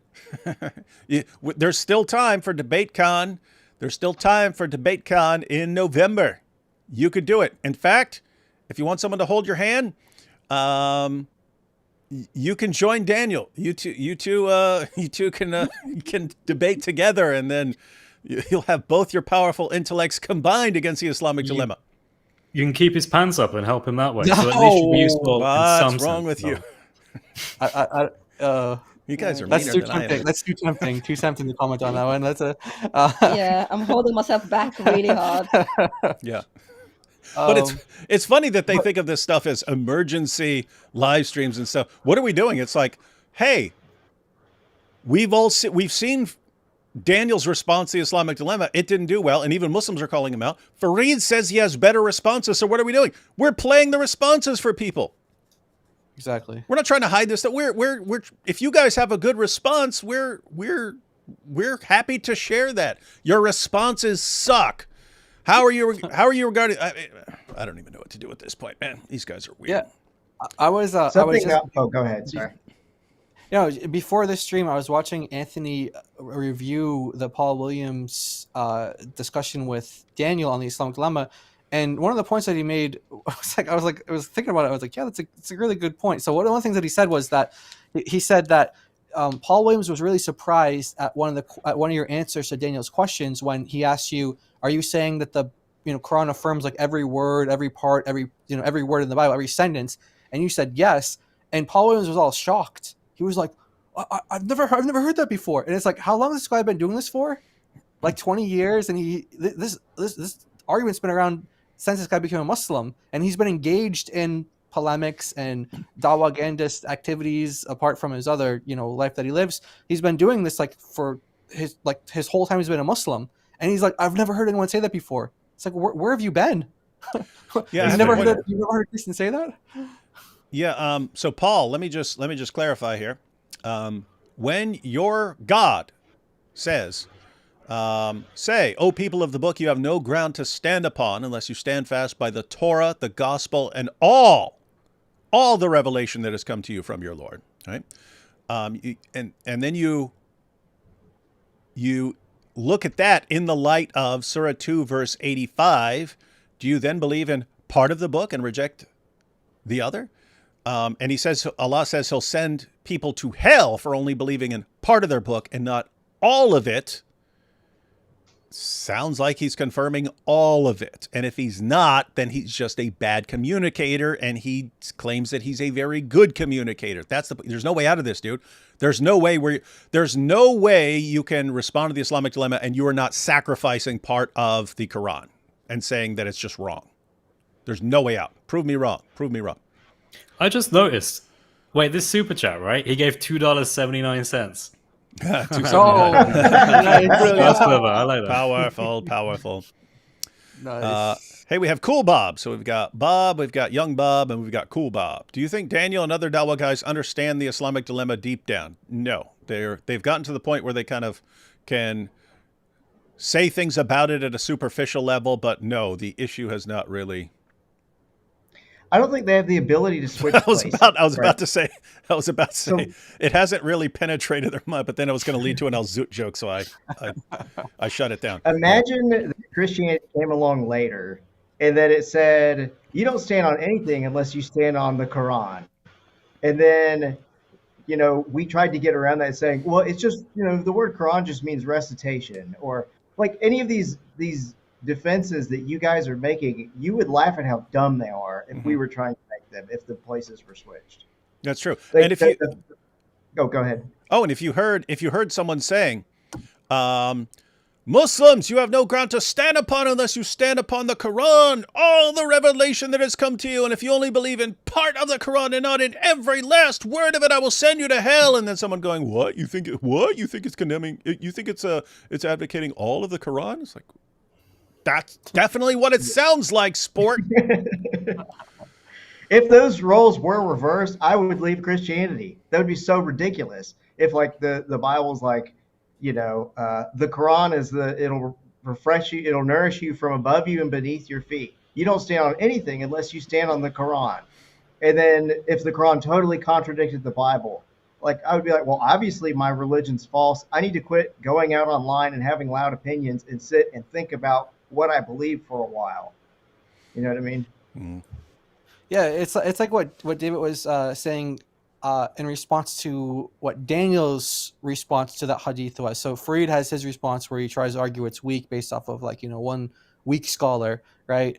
And he's ignoring all the classical scholars and everyone else that we mentioned. And what Daniel says, like he takes like the Jordan Peterson, like, what do you mean by believe? And so he's like, what does believe mean in that context? And so David was saying like, well, if you say believe for the Torah means something different than it means when it's referring to Allah, then so because he's saying for the Torah it's only referring to general beliefs, general concepts, things that are repeated over and over. So does that mean that that's how he believes in Allah as well? Like he only believes that the stuff Allah says like over and over and over again, but doesn't believe every single word? Or when the Quran says to obey Muhammad, it doesn't mean like in every instance you obey him. It just means like just general principles you obey him in. Just pick and choose. If you take it to that level, it's like you're just all sorts of messed up. Even that word confirm that's used in the Quran, it's somewhere around 341 or 339. There's like that area in Surah 3 where it's talking about Jesus and marrying them. And it says that John the Baptist confirms Jesus. And it's the same word that's used for the Quran confirming the Bible over and over again, the Torah and the Injil. And so do you just say... He only confirmed part of Jesus. It's so ad hoc to attack the definition of confirm just where it's creating this problem. It's like, but then you have to attack it everywhere else in the Quran where it pops up if you're being consistent. Mm-hmm. What do you call a moose with no name? Anonymous? Very, it's got a Mike Winger fan telling his jokes here. Here's some devalued currency, Brazilian real for you, David. Big fan since 2017. Yeah, awesome. I recently began my Quran reading journey. I got through about the first 80 verses of Surah 2 and said, yep, that's enough. And that was my Quran reading journey. I will happily leave that to you all. I've been saying that for years when people say, hey, David, I'm interested in apologetics and I want to deal with Islam. Should I read the Quran? I mean, it sounds like a good idea, but you're going to give up partway through Surah 2. That's like 95% of the time people give up partway through Surah 2 and then they don't want to, and then they think, oh, well, I guess I'm just not cut out for dealing with Islam. So, yeah, I encourage people to study topically. Pick a topic you're interested in, look up what the Quran and the Hadith say on that topic, and then pick another topic you're interested in. I will say this book helps, The Quran and the Bible by Gabriel Sid Reynolds, even though there's more reading because he has a whole bunch of commentary. Are you talking about this book? Yeah. Chris, that's so wish I had it now. I was you let us down. I had to you let us leave it down. in a hotel room because I couldn't. It carry adds to the reading. It adds to the readings because you're reading all of his notes as he goes, but it helps keep your mind engaged. Because I tried to read like the Sahih International before this one, and you just glaze over. Like it's just like word vomit, stream of consciousness, super repetitive. All of the different names of the characters from the Bible, not even prophets necessarily, popped up. They're telling the same story over and you'll just like go to sleep. You'll read the words, but they don't really sink in, but it actually helps you to struggle with the text a little bit and think about it more whenever you have this guy's commentary. And that's in English. In the Arabic, because it actually, like, a lot of it actually rhymes, you start like losing focus of like what the meanings of the words actually are, and you just start focusing on the rhymes. So you're like, it's like you're not really paying attention to the meaning because you're just like rhyming. And then when you pay attention and it's something disturbing, like, what? It jolts you. So the English, they're trying to really trying to really keep you alert and awake, and it's really hard, as you can tell. Yeah, with Arabic there are no brackets. Can you imagine that? Ashford says, don't mind me, just here to pay my jizya. By the way, David, haven't seen such a one-sided debate in a long time. Win Islamic Dilemma, win David, win Christ, God bless. And here's the thing, guys. I'm not the best debater. There are Christian debaters who are way better debaters than I am. That should tell you something about the argument. It's the argument that's good, guys. It's the argument that's good. Who do you consider to be? Who do you consider like? Who are your like top Christian debaters? Maybe you have different areas, but just like debate styles. Like, who would you say is a really good debater? Christian. Me? No, Christian debater. Like, I mean. Oh, I mean, all kinds of guys. Sort of different styles. Like some are formal debaters and some are like informal debaters and stuff like that. But Anthony's a better debater than I am. Sam's a better debater than I am. Jay Dyer's a better debater than I am. Andrew Wilson's a better debater than I am. They're Inspiring Philosophy is a better debater than I am. There are plenty of better debaters than I am. I think if it's on certain topics, I think I would be among the best couple and so on. There are lots of so just debate skill or something like that. There are better debaters than I am. There are people who are quicker than I am and so on, and who are more organized. Let me put it that way. Let me put it this way. In my 30s, I think I was better. I was quicker back then. I was quicker. I've kind of lost it. I've kind of lost it in my 40s and stuff like that. I've slowed down my thinking, and it's kind of a combination where it's not just. And by the way, I can tell I do not remember things anywhere near as well as I did 20 years ago and so on. Now, if I am not using it over and over and over again, I don't remember. Like there were people at the conference, David, how do you know all these verses? How do you have such a great, because I use them over and over again. If you take stuff I don't use over and over again, I don't remember it anymore. But then there's also this going through an entire philosophy PhD. It's you're trained to doubt everything you say, right? It's basically when you put out a paper or something like that in philosophy, you know it's about to be attacked, and you know people are going to, and you want that. You want it to be attacked, and you want it to expose any weaknesses because you want to make it stronger and so on. But after years of that, it's basically everything you're about to say, you're like, well, there are these other things people could say. And, even though that's kind of my position, I understand there's these other people. You're constantly thinking about that and thinking, oh, well, maybe I'm not right. Because here's the idea, guys. You can say, okay, there are these 4 possible explanations of this, right? And so this is the one I believe. But you understand there are other people who hold other positions, so you start thinking like probabilistically, like, I'm like 60% sure this is right, and 20% this might be right, and 10% this. And so you have these different positions, but it's like, okay, based on the information I have now, I'm like 60% confident that this position, that this hypothesis is the correct one. Based on the information I have.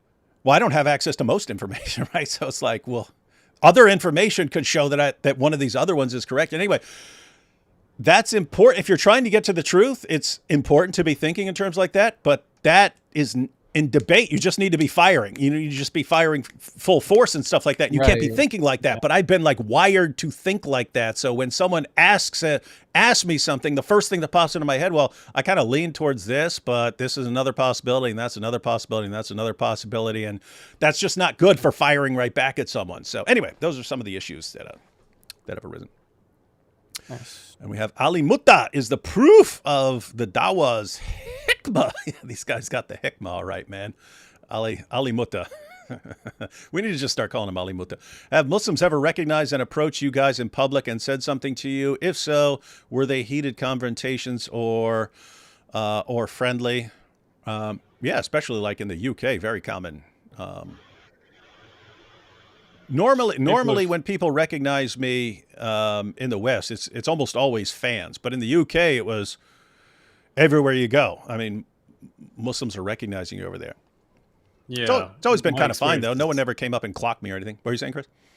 Yeah, well, same here. But like, it's mostly Muslims that recognize me, oddly, and usually it's because I'm walking and someone just stops and points at me, and I'm immediately like, oh, okay, and then I'll have to have a very awkward conversation of, oh, you're that guy, and I'm like, yes, I'm that guy, and it's like, usually they're like actually pretty friendly about it, but. Yeah, it's cool. It's interesting. Yeah, when I first started hearing that, just be walking down the street, hey, you David Wood, I was like, oh, I'm about to get clocked. But it would almost always be fans. But yeah, that's the difference. Over in the U.S., it's almost always fans who recognize you. In the U.K., it's Muslims. And so it just kind of means that people over there are paying way more attention to what's going on online than they are in the U.S. No wonder they can't see their own flaws. That's Christian doctrine to take out the plank in your own eye. True. Yeah, that helps. That helps. Uh-oh. You know it's going to be a serious live stream when D. Wood brings his lawyer.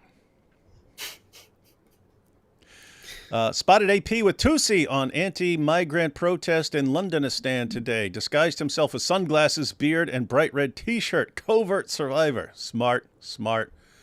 I'm surprised you even recognized him. What's that? No, I'm just thinking he's letting everybody know, like, that's AP. If you see a guy with this, Yeah. He wears outfits so much, though. He'd almost be costume. harder to see if he didn't have anything on that was different at all. I'd be like, well, if it was AP, he'd have a weird outfit Yeah. on. He'd He'd have like some Rasta dreads or hair. something. Yeah. He'd have some dreads. Super sticker from Daro, thanks.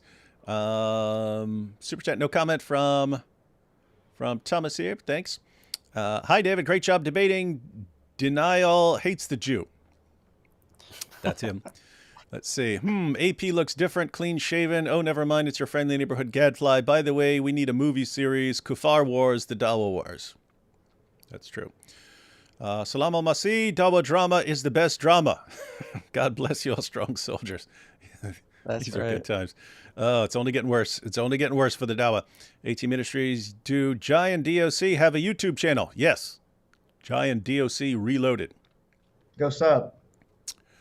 The Bible is a lie. We all come from aliens. Oh, that's your song. The Bible is a lie. We all just come from aliens. Jesus was an alien. We all just come from aliens. Classic. You have a weird sense of humor, though, in some of your other videos, man. That always gets the to the window, to the wall. I feel like it would go right into that. But anyway, you don't need to sing that song. When you read the Quran's descriptions of hell, it's like reading torture porn fan fiction written by an 18-year-old. Yeah. That's what it sounds like. These Muslims throwing out the Quran's verses like there's some bad hadith. Apparently Allah is daif and Bart Ehrman is sahih. That is correct. They've been acting like this for years, like this level of picking and choosing, and they'll go to a scholar even if that scholar contradicts, what Allah says and stuff, but it's just getting easier to expose. Stop exposing us! Oh, hi, David. That's from Shirk Dawa. Nice. Shirk Dawa. I have a clip from him. I don't know if we're going to get to it, though, but I have a clip from him. Yeah, I have a clip from him. Since we are doing $1 for a scholar. Yep. Got to. Yep. Which sect best follows Islam, Sunni, Shia, or other? That depends on what you mean by Islam. And I mean, think about it. Sheikh Yasser Qadi saying, hey, the Hadith methodology can't stand up to scrutiny. He's talking about Sunni Hadith methodology. Guess what? Shia Hadith methodology would be in the same boat. And so think about the implications there. Who's following it best? Neither one of them can stand up to scholarly scrutiny. And what did Yasser Qadi say? Well, if I'm speaking in the mosque and I've got my my kufi on, I just have to speak like that and just accept it by blind faith. Shia could do the exact same thing, so they're kind of in the same ballpark there. We all thought he was about to say Zut, thanks to Giant DOC for making David give the Europe residents a slight chance. Clippy, it looks like you're trying to put out a fire. Did you know that fluids like gasoline can be... Did you know that fluids like gasoline can be used in this situation? Your imitation of him sounds like a cartoon mouse to me. Like your Farid. Yeah. Like He used to be...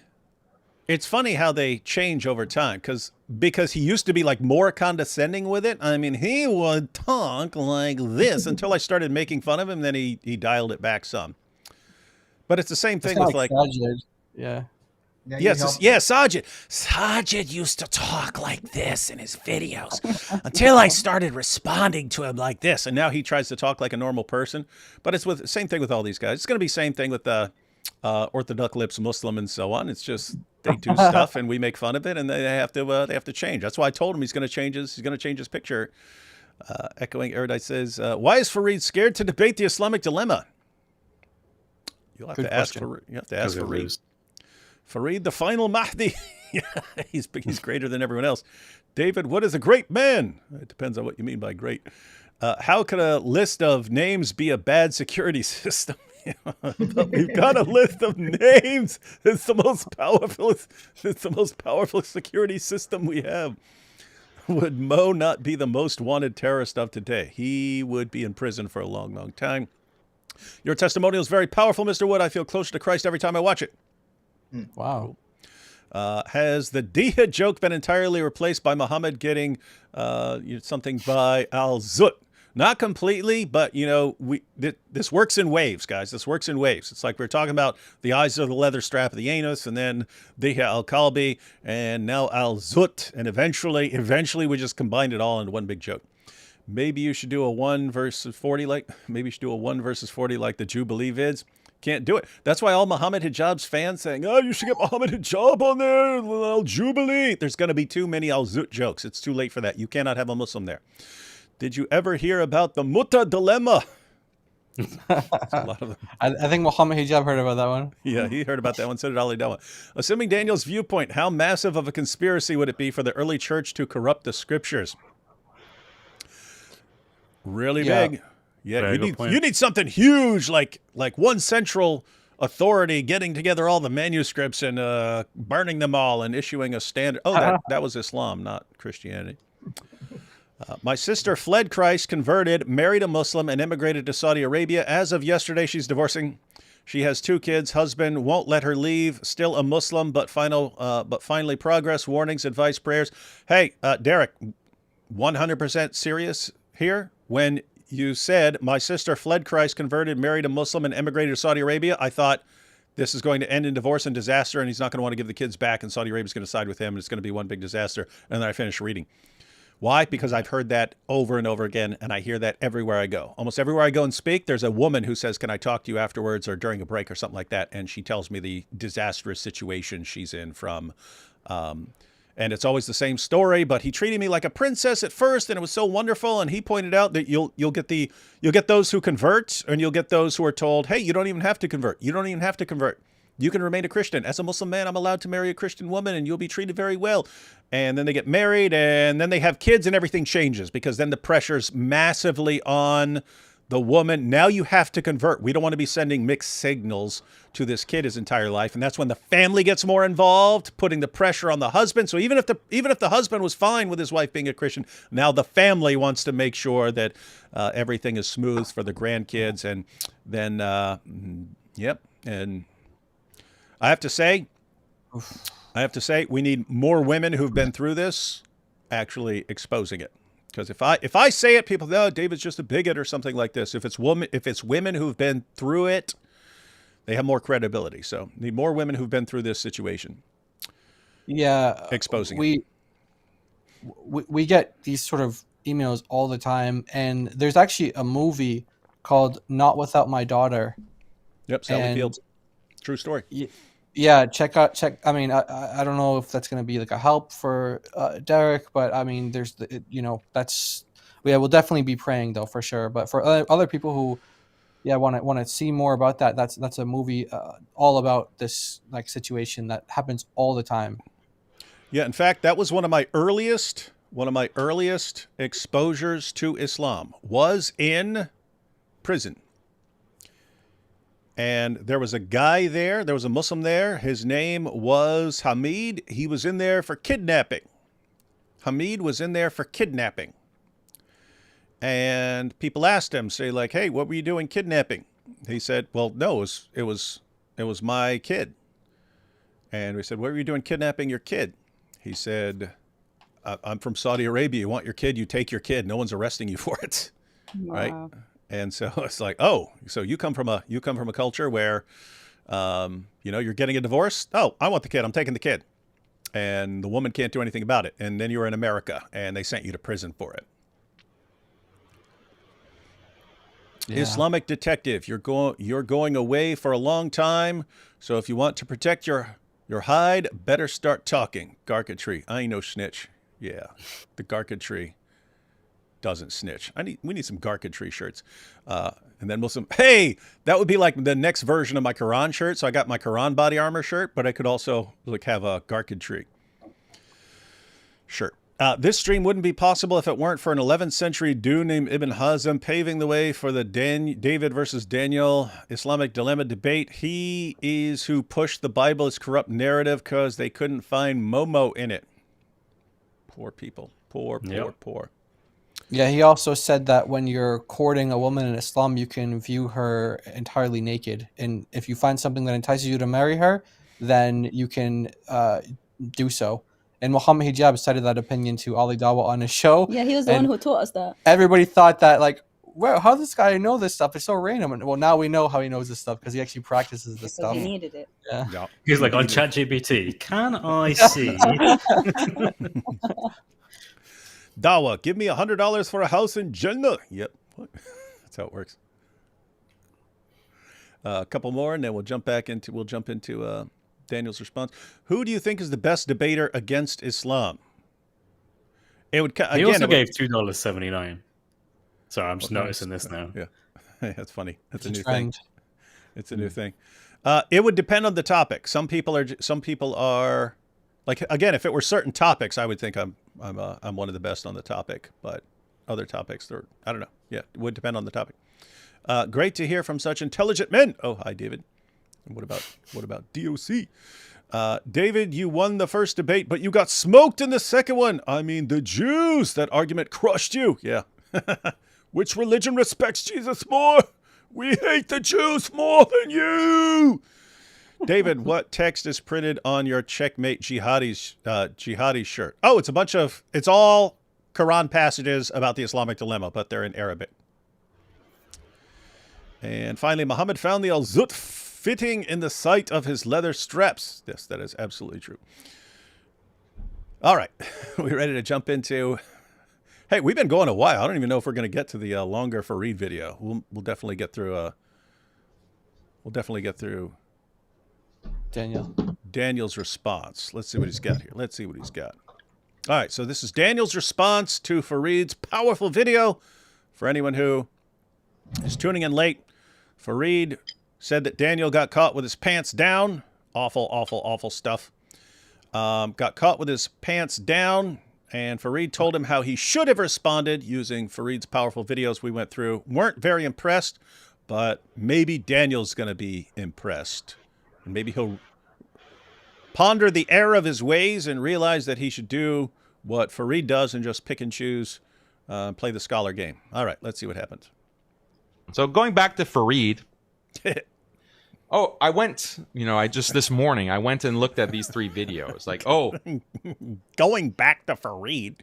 What was the critical piece of information, the critical argument that Farid presented on the Islamic dilemma that I missed? And I got caught with my pants down. What was it? So I go watch. And this one video is 5 minutes or almost 6 minutes. The other one's 16 minutes. In that 5-minute video, he talks about the Hadith that is in Abu Dawood, I believe, where the Prophet. You don't even know where it is?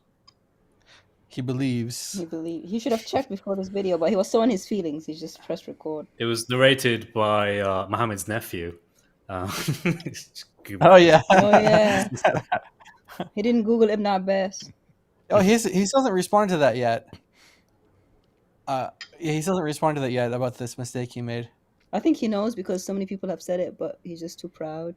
Even Farid has been pointing. Even Farid said that, and there are Muslims who are commenting like, "Wait, who said that?" And then and then they found out it was him and Daniel.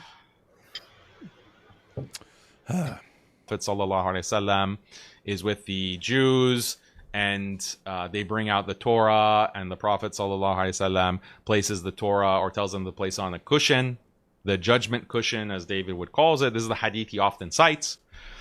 And Farid's big contribution is that, yes, Al-Albani considers this hadith to be Hasan. But another scholar, Arnaout, says that this hadith is weak. Therefore, you shouldn't be using this hadith. So David debunked. Our whole Islamic dilemma is debunked. It's weird how Daniel... He gets it. It's weird how Daniel has the basic level of common sense to understand this would not work well in a debate. Because, yeah, he's again... 100% right now. He's absolutely... Yeah. Daniel Hakikachu is right on this. If he had said this, but David, there's a scholar who says this. Again, I would have went Al-Albani. I would have said Abu Dawud affirmed it. I would have said people like Ibn Kathir quote it. And I would have said, but if you're getting different results using your methodology, I guess Sheikh Yasser Qadi was right when he said your methodology cannot stand up to scholarly scrutiny or academic scrutiny. That would not have helped in any way. There's no one who watched the debate who would have been like, wow, great point, Daniel. No one. And yet it's what Farid is saying Daniel should do. So I have to agree with Daniel on this one. Terrible response, Farid. Just got to appreciate his wide range of facial expressions.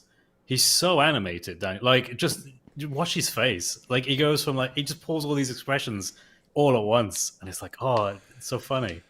And it's weird because some of them I'm like, cringe face you're making. But others I'm like, this guy's funny. I don't know what to do, man. I don't know what to do. It's like Farid. Farid's annoying like a bunch of the time, but then he'll be funny and he'll like legitimately funny. I don't know. These guys are weird. Really?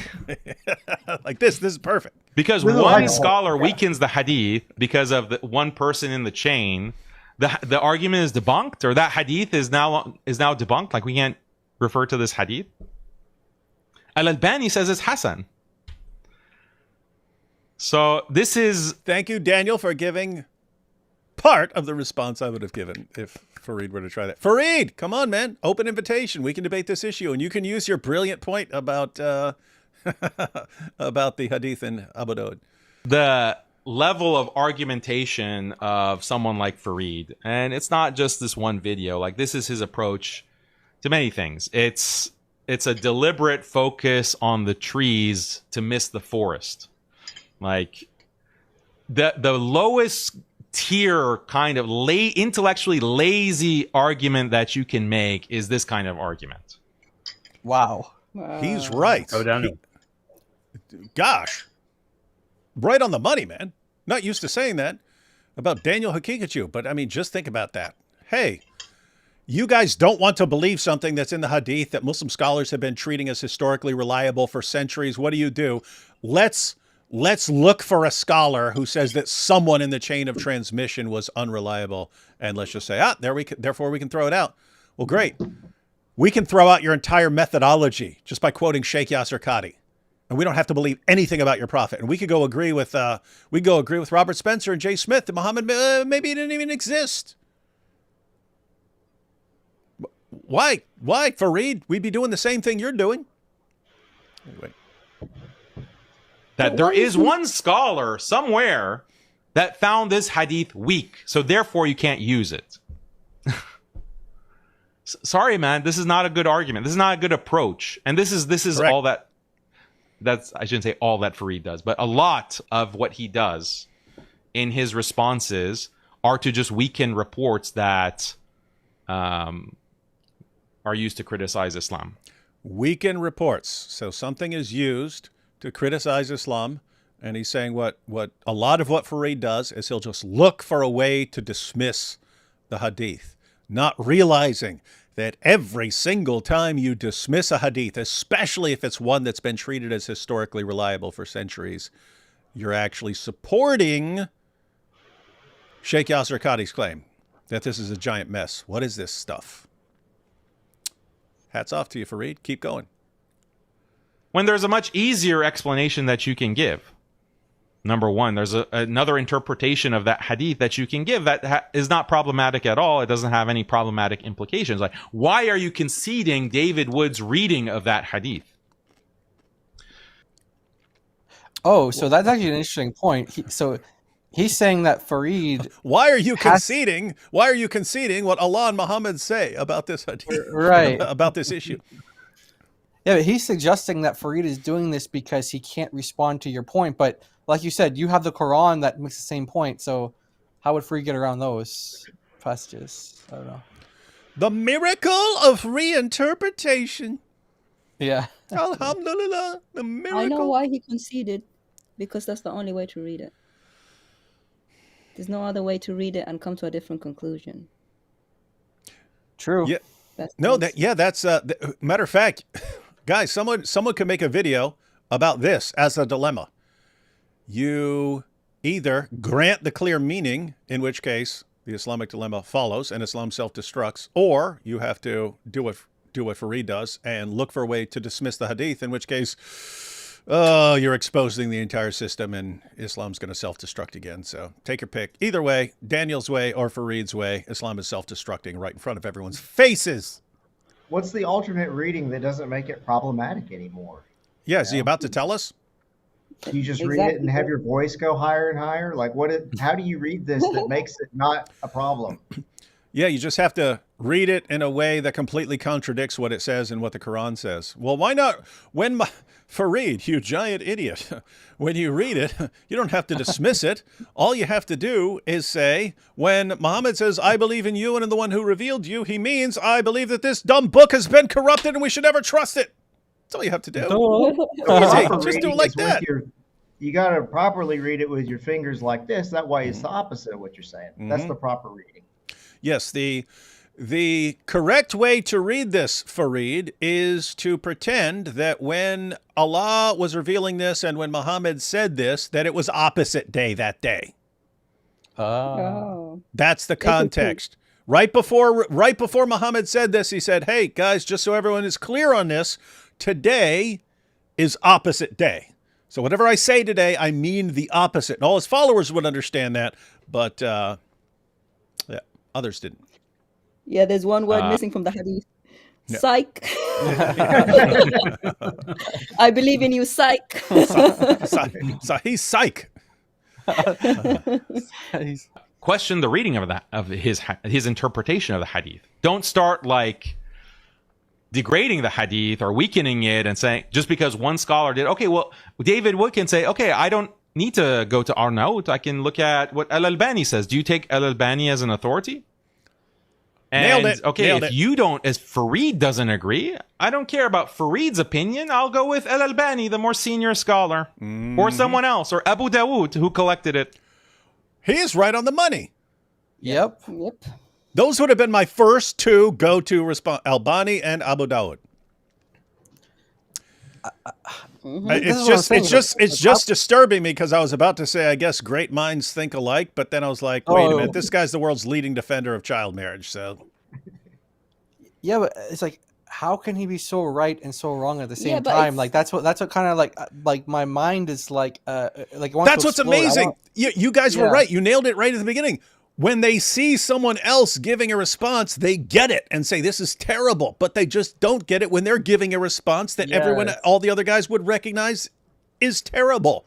No matter which response anyone gives on the Islamic dilemma, there are other Muslims who will instantly recognize that response is terrible. That's why you have to go with this terrible response. Well, guys, if every single Muslim response to the Islamic dilemma is terrible, isn't that telling you something about the argument? Don't know. Exactly. Seems kind of obvious to us. And put it in his collection. Or anyone else. So this is just intellectually lazy. And then the second video is also a similar thing. Like, oh, you're attributing something to Ibn Abbas, but it's really Bukhari, or vice versa. And that's a wrong interpretation. That's a What's that? So basically, so that is the in chapter 3 verse 87, where Ibn Kathir attributes this to Ibn Abbas, saying that none of Allah's words can be corrupted, and the only thing that people do by misinterpreting it is they go according to. By corrupting it means that they're going according to a misinterpretation or something, but the text itself is intact. So you have some scholars who read that and they think that Al-Bukhari said it, and some scholars who read it say Ibn Abbas said it. And so what Farid does is he just like says that that's what some scholars think. Like you have some scholars who say Al-Bukhari said that, and some say Ibn Abbas said that, and that's all he says. And he thinks he just won then. Yeah, he's like, so therefore we can just dismiss it or something. It's like it's like, no, both Ibn Abbas and Al-Bukhari are both like either one who said it's a problem for you. Equally authoritative in Islam. Yeah. So that doesn't help. That's what Daniel Pikachu says here in his very few lucid moments. It's like the lucidity just comes and goes. It's just very, very strange to me. He recognizes that, so what if maybe one or the other said it? They're both authoritative. Exactly. You still have a problem in the end. Bukhari is mainly, Sunni Islam is mainly Bukhari after the Quran. And Ibn Abbas is Muhammad's cousin, not nephew, Daniel. So if either one of them said it, it's still bad. Right. So yeah, that was basically Farid's entire video. Yeah, it's a 16 minutes. All about that. So 16 minutes to say, oh, here's more untrustworthy stuff, and we have no idea what to do, and so we could just throw it all out because it's garbage, thus supporting Sheikh Yasser Qadhi's recent claim about this not being able to stand up to academic scrutiny. Thank you, Farid, for... Like, every last one of them is destroying Islam, but in different ways. Yeah. Wrong attribution. You're wrongly attributing this statement. Debunked. You got debunked. This is not compelling to a Christian audience, and it's not compelling to a Muslim audience who knows like much about the Islamic sciences. It's not, and there's like such better criticisms or critiques that you can give. Where? Name one. Name one. Go ahead, give me one. He just keeps teasing like that. Like, yeah, he makes it seem like he's gonna like give something, but he never does. I was like, what is it? What is it? And he never says it. That is like the ultimate trust me, bro. Yeah. Trust me, bro. There are great responses to this. I don't know why you're using this pathetic. I didn't use any good responses in the debate. Your response is terrible, but there are other responses. It reminds me of back in the day when they would say Muhammad is the greatest moral example ever, and we'd say, well, what about Muhammad and Aisha? He had sex with a 9-year-old, and they say, no, you're making that up. And so we'd quote a bunch of passages, and then eventually they would say, but there are all these other passages that say the opposite and say she was much older. And we say, give us one. Oh, they're there. Well, just give us one. Oh, there's so many. Well, just give us one. Oh, that's what it's like here with we've got the responses. We'll give it to it. No, well, we'll eventually. You can look at the big... I just want to point out, for any Muslims who are watching, we know you're watching. If the Quran says what you've been told all your life, it says, namely the Bible's been corrupted, these debates should be the simplest things in the world. Chapter, verse. Here's where Allah says it. They never, ever do that. At some point, you should be catching on. Maybe the reason no one ever quotes the Quran verse where it says the Bible's been corrupted is because there is no such Quran verse, and you've been lied to your entire life.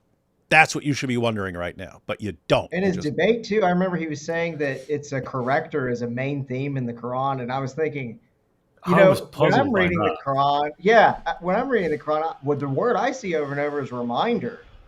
Have y'all noticed that? Have y'all been reminder, just to remind you. Just over and over. It's a reminder. It's like, well, actually, he could have written the word corrector there if he wanted to, but it's a reminder. Mm-hmm. Lots of different words. Lots of different words Allah could be using in these passages. Always gives the one that means the exact opposite of what Muslims want to say. Picture. Look at the bigger claims that you can make against the Islamic Dilemma or against David Wood. So this wasn't the only... What? So I missed out on Farid's brilliant takedown of the Islamic Dilemma, and that's why I got caught with my pants down. If I had just told David in the debate, oh, did you know that this hadith is actually deemed weak? If I had said that in the debate, oh, David would have just crumbled. He would have crumbled, and that would be the end. That would be the end of it. It's funny. Everyone's watching. This is what he's saying. He's saying, Farid, your objection would have been destroyed, and it would have been completely humiliating to bring this up in a debate. Why do you think it's good? He's entirely correct. For once, Daniel is entirely correct. Debate, and all the Christians would say their shahada right there if I had just brought up Farid's brilliant point.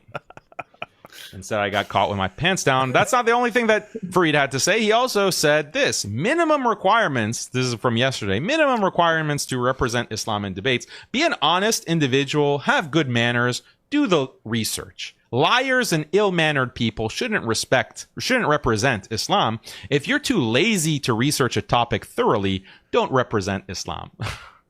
Hey, that's funny. I didn't see some of the other tweets, but that's funny. So that's he's saying that about Daniel. Retweeted. Yeah, and this is all being retweeted by the other Dawa Gandas as well. Look, you see the blocked up in the corner too.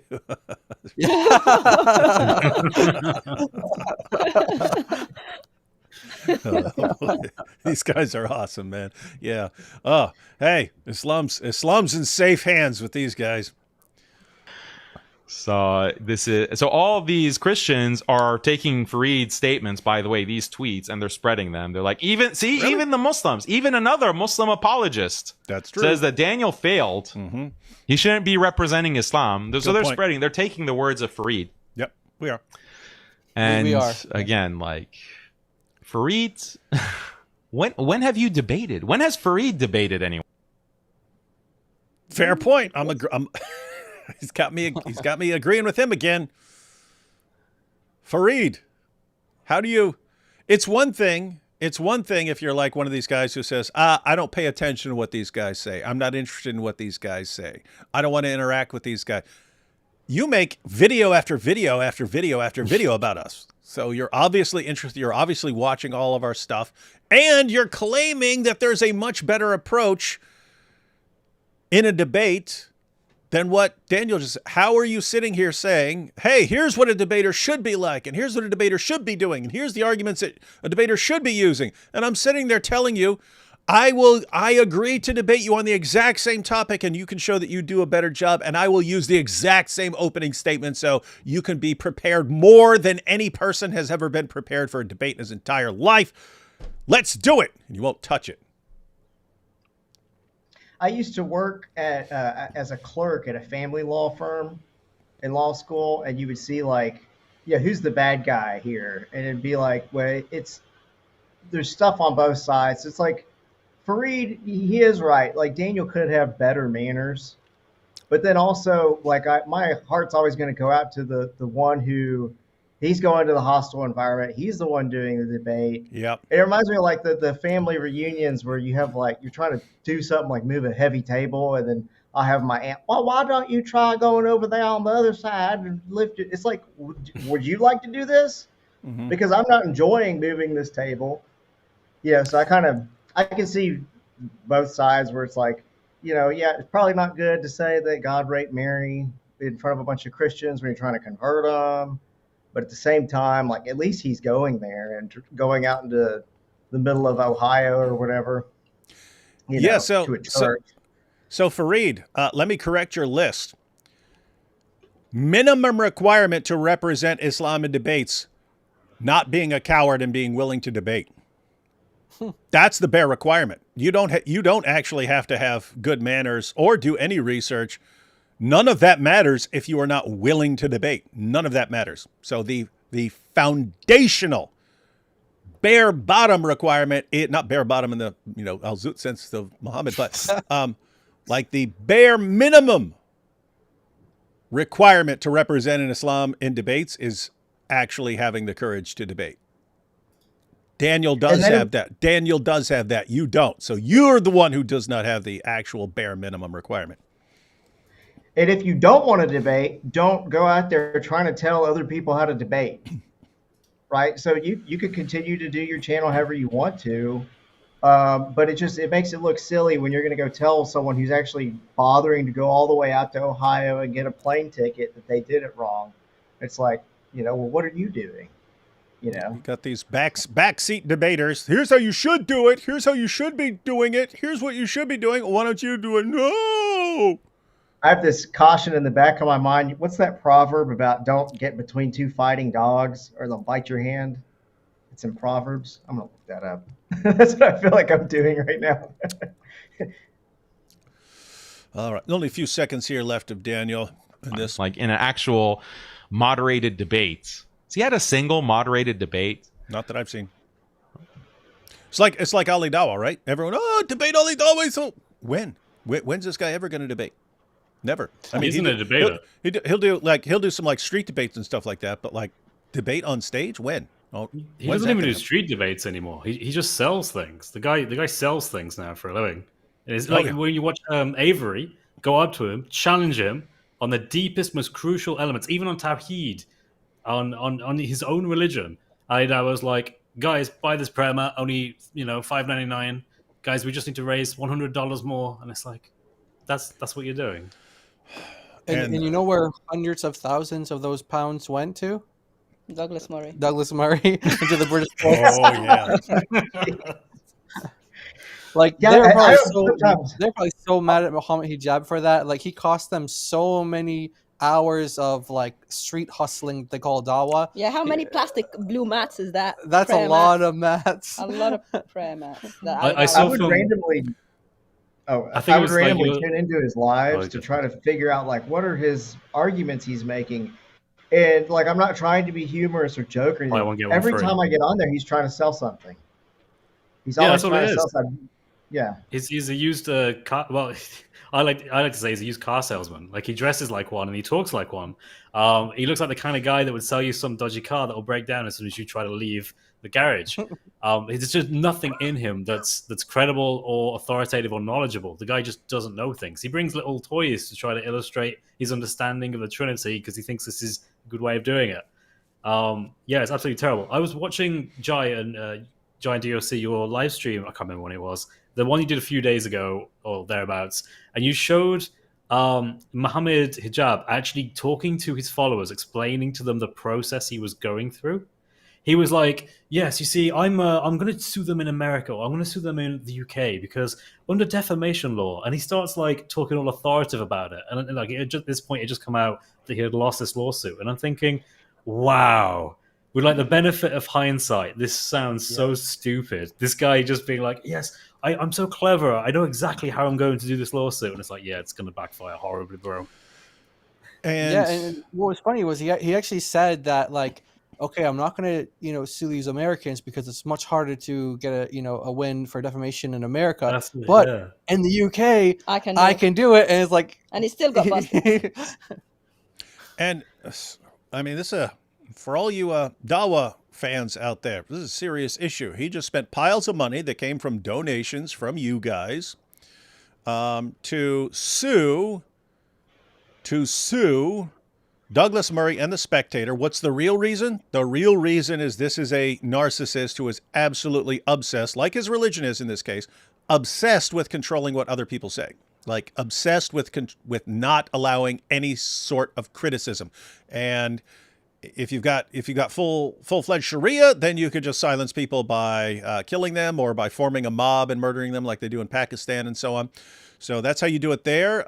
If you're in the West, you have to try and figure out other ways to silence people. So you can, anytime someone says something, you call them an Islamophobe. That's one of the main ways, but that's what they do. You have hijab back in the day. Well, I'll go after their wives with threats of rape and torture and so on. Well, that's how I'll do it. That's how I'll silence these guys. That didn't work out very well. And now you have the lawsuits. I'm going to sue everyone who basically says anything about me and I'll silence them that way. So the guy's obsessed with controlling what people say and not allowing people to criticize him. Did not work, led to more criticism, led to more mockery of him. Now he looks like a big idiot. But he had to pay. He had to pay for all of this and probably had to pay all the guys he had lying for him. Probably had to pay all those guys lying for him. And, of course, most likely now has to pay for the spectators' legal fees and Douglas Murray's legal. Hey, Christian Gadfly, you're in a different country, but would you expect that he's going to have to pay for all these guys' legal fees? Oh, he did. No, they said that in the papers. He did. Oh. Yeah, he did. And lots of Dawa bucks. Not only that, but I'm sure he's going to drop the future case because he had 2 cases against Douglas Murray, defamation cases. So he just lost the first one. And then he's got one against Tommy Robinson. Yep, Tommy Robinson said it. Yeah, guys, keep in mind, Hijab is suing Tommy Robinson for calling him a caveman. But I'm not literally a caveman, so I will sue you, and you will have to give me. Prove it. Oh look! I have this document where someone said they're going to give me millions of pounds, but they stopped because Tommy Robinson called me a caveman. Oh my goodness! Now you have to pay me. The hard part's going to be proving up damages with something like that, because he'd have to prove that it hurt him economically to have Tommy Robinson call him a caveman. But it's like literally a person in your position to be hated by an Islamophobe would just make you make more money at the job that you do. That was actually pointed out in the legal proceedings. It was pointed out, wait a minute, you're complaining that these guys, by talking about you, have discredited you. You're the guy who, when people called you instigator-in-chief, started selling T-shirts calling you the instigator-in-chief. You seem to revel in this sort of thing and in using anything for attention. Why are you now claiming that it's hurting you? How are you doing this? And I heard he was trying to prove up fake damages with the Douglas Murray case by having his friends make fake contracts and then canceling them. This is so ridiculous. Yeah. Wait, that's almost as stupid as making a fake AI YouTube channel. Yeah. Yeah. No one's that dumb though. No one's that stupid. What I like about the fake losses, right? The financial losses he supposedly had as a consequence of this libel, in his perspective, is that obviously it's all made up, right? He's doing it so he can try to claim that much money so he can win it in a lawsuit. But what he did without really thinking about it is he just admitted that given what he was supposedly working, like as a brand administrator, I think they called it, he low-key just admitted reasonable amounts of money that people within his industry, presumably just Dawa in general, will legitimately consider paying for him. Like as in, maybe not him specifically, but as a brand ambassador for Islam for a Dawa charity, you could reasonably expect, I think like one of them was like 30,000. One was $3,500 a month, and the other was specifically a Ramadan thing offering him $30,000, 30,000 pounds to promote something, some charity or something like that for Ramadan. No, I don't believe that's like... There were three. There was an additional one that was also 1,500 pounds as well. That's the one. Right, remember the black seed? Remember the black seed one? What's it called? Snake oil. Yeah, the black seed snake oil that he was selling. He was supposedly getting 25% of commissions and 1,500 a month for advertising them. Isn't that insanely high? I'm about to convert to Islam, man. And give me some prayer rugs. Yeah, I mean, being in this dump. Look at this place. No, I mean, like, all of this is like made up, trying to get as much money as he can. But he's also kind of saying this is a legitimate amount of money you could expect for doing this, which is okay. You want to say that, Muhammad Hijab? Sure, you tell people that. Yeah, and for everyone who's watching, this is what the judge instantly saw through. So It's like they put out this complaint or whatever, and they think no one's going to investigate it, and everyone investigated it really quickly. So they think, hey, I put on here, this charity says they were going to pay me this and so on. And then, but the documents that are actually presented, it actually gets exposed in the investigation. Wait a minute, these are all your friends. Why are they talking like this? Why are they talking like there's this formal thing? Instead of saying, hey, Muhammad, hey, we're going to pay you $3,500 a month if you want to jump on board with this, blah, blah, blah, blah, blah. It's, dear Mr. Hijab, we are going to pay you $3,500 a month for this, blah, blah, blah. And then it'll be this request. And then there's the supposed after the Spectator article, paperwork. But the judge saw right through that too, because Chris, this is hilarious stuff. But the judge saw right through it, called these guys liars. But the paperwork that was presented, he's like, isn't it weird that they're speaking to him all formally and saying that this is specifically about this Spectator article, and then saying how much money he's lost with them because of this? That's what they're saying. So the documents, you don't see the documents. You see the judge describing how stupid the documents are. I wish we could see the documents. Yeah, but it's like, Mr. Mohammed Hijab, even though we were going to pay you £3,500 a month for working and being a brand ambassador for our charity, after this damaging article in the Spectator, we have to take back what we have said. And now you're going to be out $3,500 a month times this number of months. So you have lost this official amount of money. And it is solely because of Douglas Murray's article in the Spectator. So if you wanted to blame anyone at all in the world, it's nothing else. It's nothing else you've ever done or said that has bothered us even slightly. It is only this Spectator article by Douglas Murray. That's the level of what they were doing. And it'd be like, and I hope this doesn't cause you too much financial harm. Yeah. No, he actually the judge did cite some of the emails, and it says one of the things was it says that your supposed anti-Semitic stances in Leicester, caused us to take away our deal from. Oh man, it was really bad, and they're all blaming it. But what was really funny about that? Another thing that was really funny about that is that they weren't all on the same page as to what they were going to say to the judge. So one of the things that Mohammed Hijab said to the judge was, because the judge said, "Why are they all coming at the same time? Like this isn't within the same week. Why?" And then, so then he's like, "Well, they're all."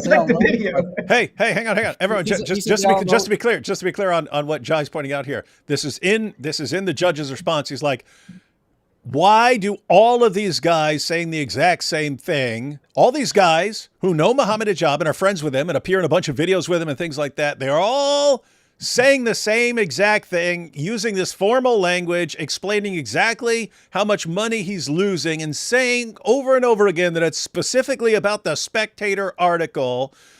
And then he gets them all at the same time. All these guys respond at the same time. So go ahead. Yeah, and one of them was just a day apart. Like one of them was on November 24th, one of them was on November 23rd, 2022. And so when the judge gets one of them on the so then Mohammed Hijab says, well, they know each other, so they must have gotten together as like a group and collectively agreed, because he's like, it can't be a coincidence. Like they must have done it all at the same time. They must have come to an agreement.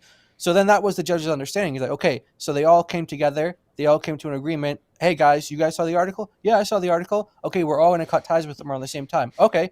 So they get the guy on the stand, one of the guys. Hey, which one was this? This was the guy who had already been in prison for fraud. Yeah.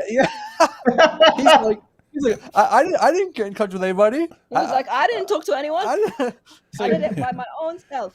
And he thought that he was doing Mohammed Hijab a favor. He completely just contradicted him, and just like the judge knew right away they were all lying. Yeah. Wait. To be fair to Mohammed Hijab, though, this guy has experience with this sort of thing. So that's true. Want to bring it? He's like some insurance fraud scammer or something like that. Yeah. So he's one of those guys. Yeah, he's one of those guys who would like drive his car and then jump over near a lane, slam the brakes and stuff like this. So he's and then that reverse. Sort of thing. Yeah. So he's one of those kinds of guys. It said he got like irritated when the judge brought that up because he didn't see the relevance of it. How is it relevant now? I'm dishonest, and I spent 27 months in prison for that dishonesty. It's nothing to do with this. So these are pretty funny times, everyone. But guys, you know the funny thing, a certain female YouTuber wanted to sue us for in the UK for calling her a half brain. So how is she gonna do that?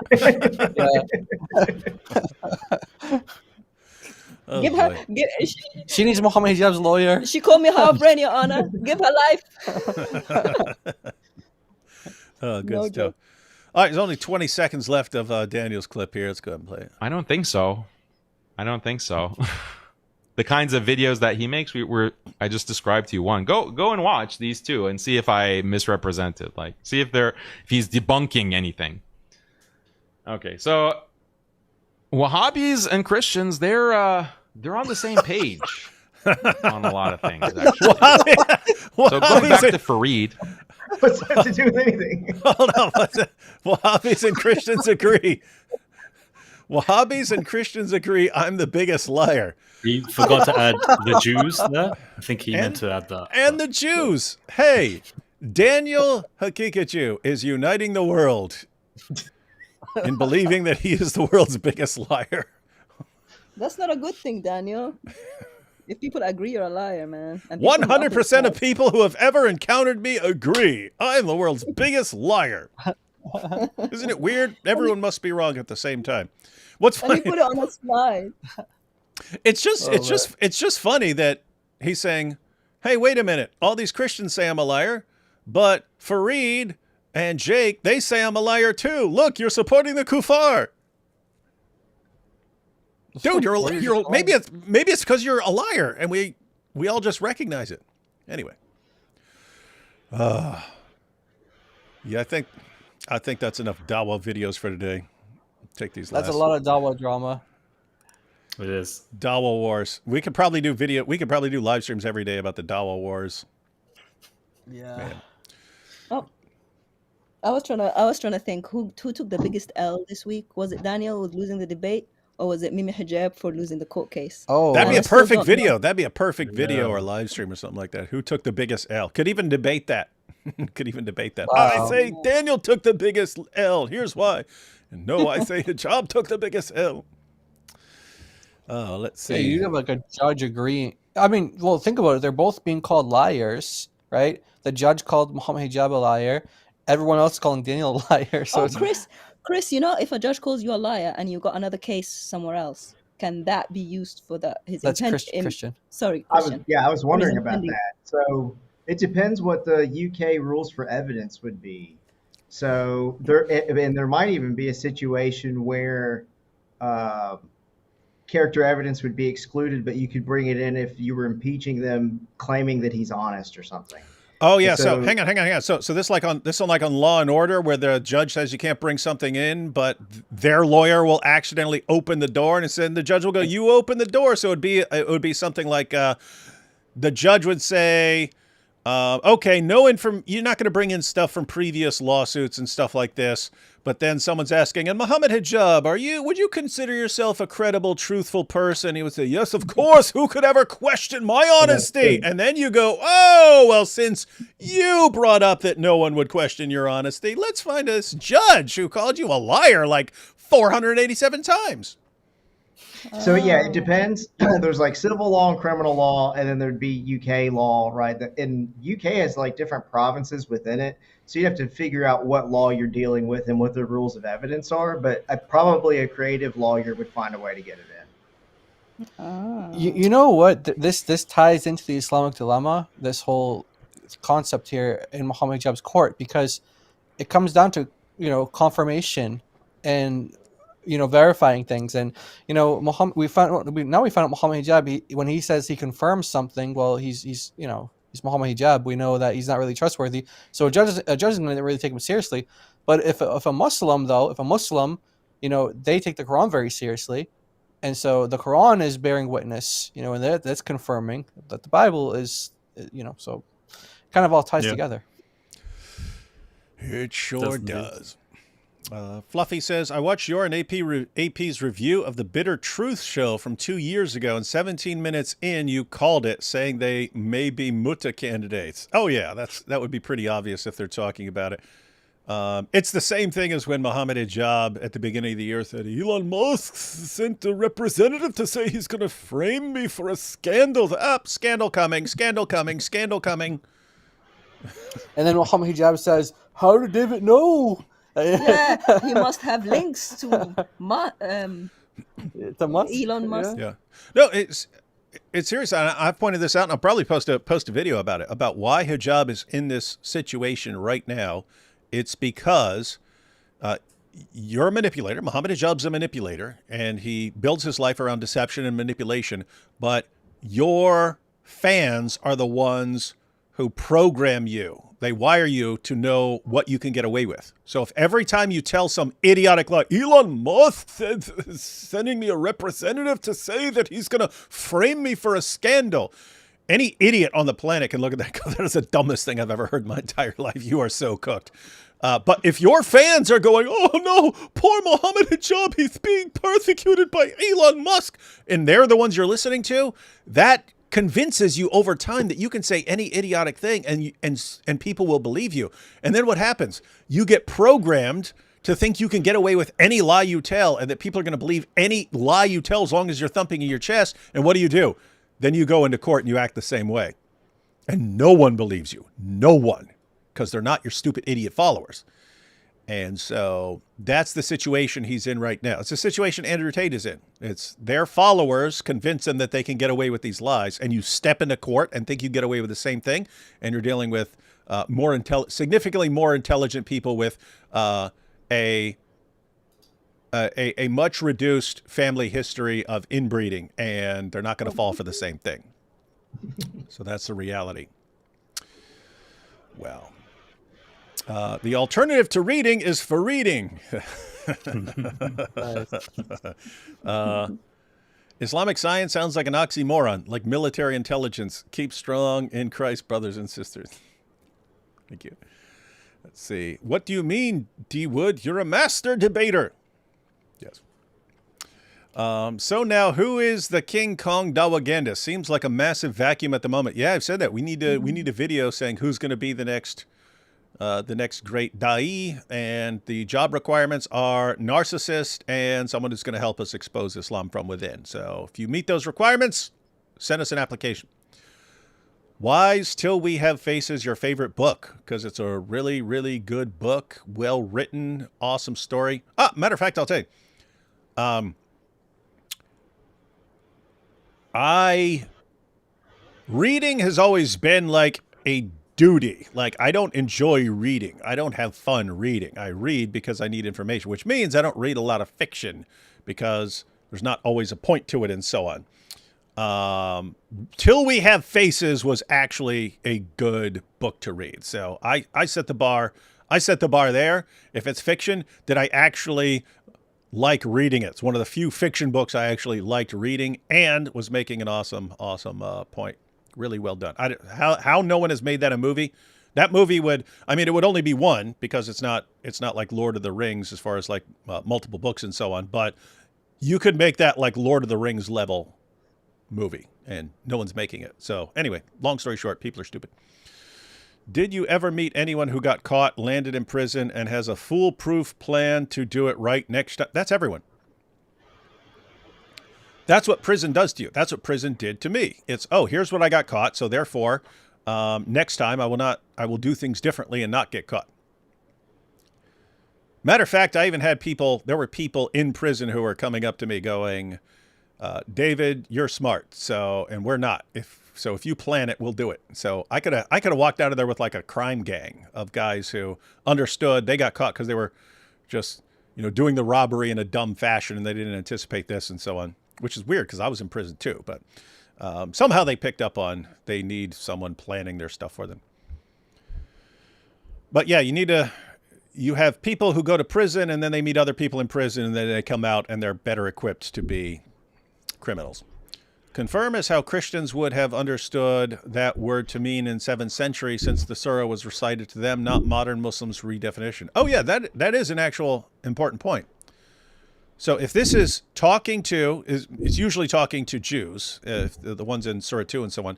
But if you're a Jew in 7th century Arabia and Muhammad is reciting his new revelation saying, why are you rejecting this book when it confirms your book? It confirms your book. Why are you rejecting it? How would you understand confirm? And if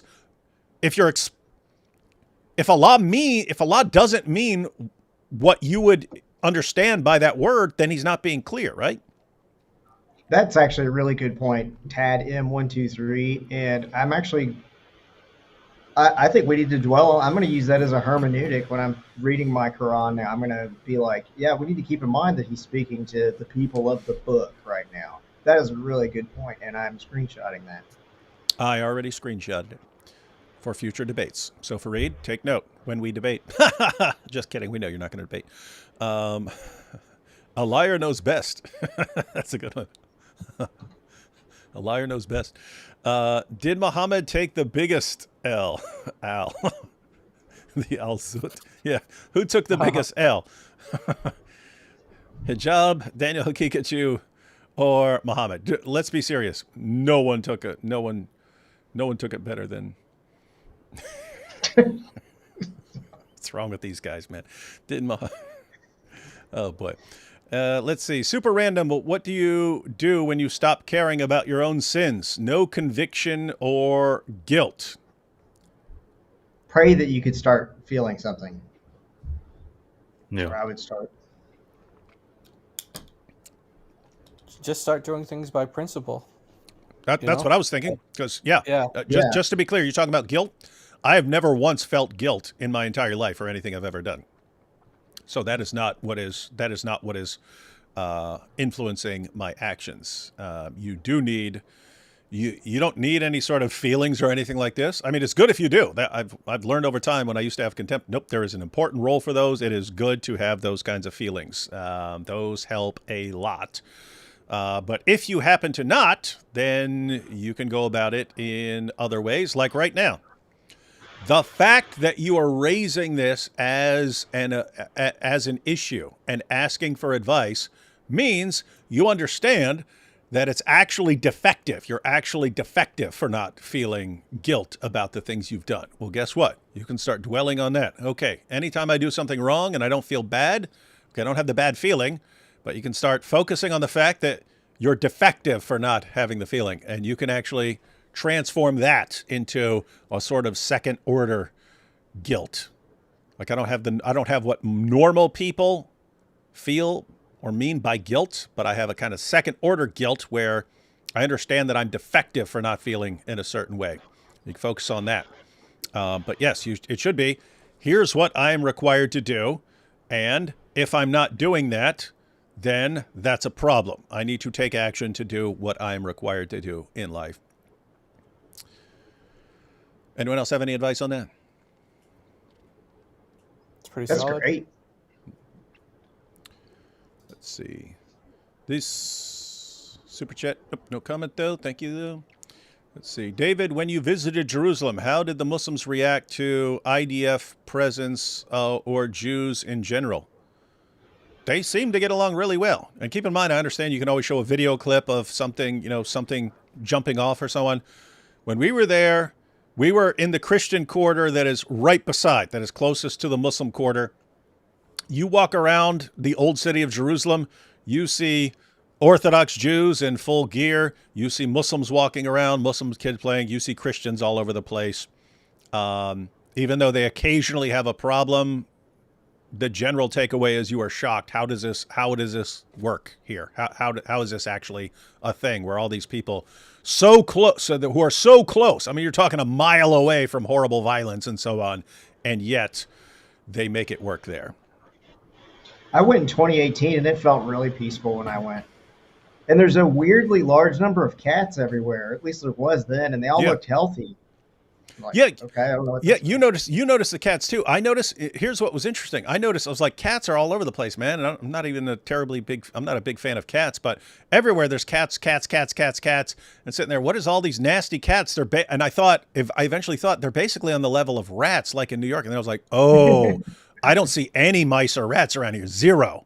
So what would you actually rather have? Would you rather have wild cats everywhere or rats like in New York? They were friendly. They'd all let you pet them, But.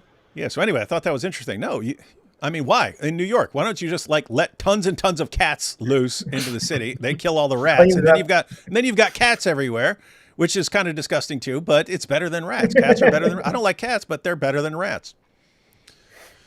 All right. Make up some lies, increase money.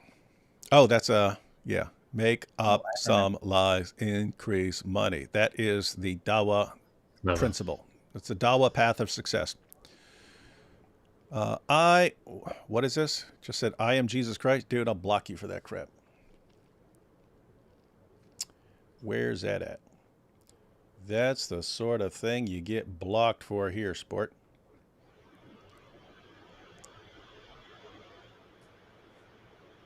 Goodbye.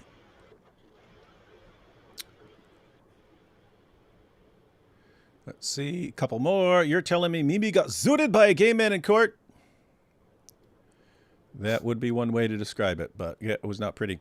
Hi, David. Long-time watcher. Love your work. Just wanted to point out that the World War II analogy from your debate with Daniel is not great. To point out the unavoidable losses in war. Yes, it is. What the heck are you talking about? Let me find out the rest.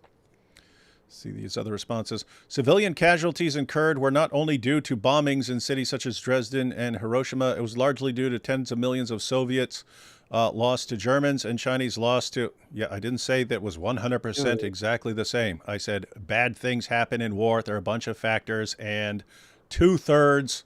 Keep in mind, that's back when you had armies marching out against each other in fields and tanks rolling across fields, and still 2/3 of casualties are civilian casualties. What's that mean? It means that it's something that happens in war. That means that it's something that happens in war.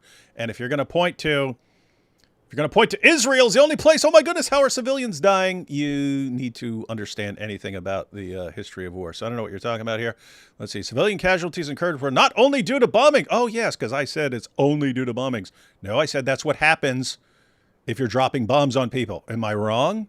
That if you're dropping bombs on people, you're going to hit some civilians too? Am I wrong about that? Because that's the point I was making. Seems completely valid.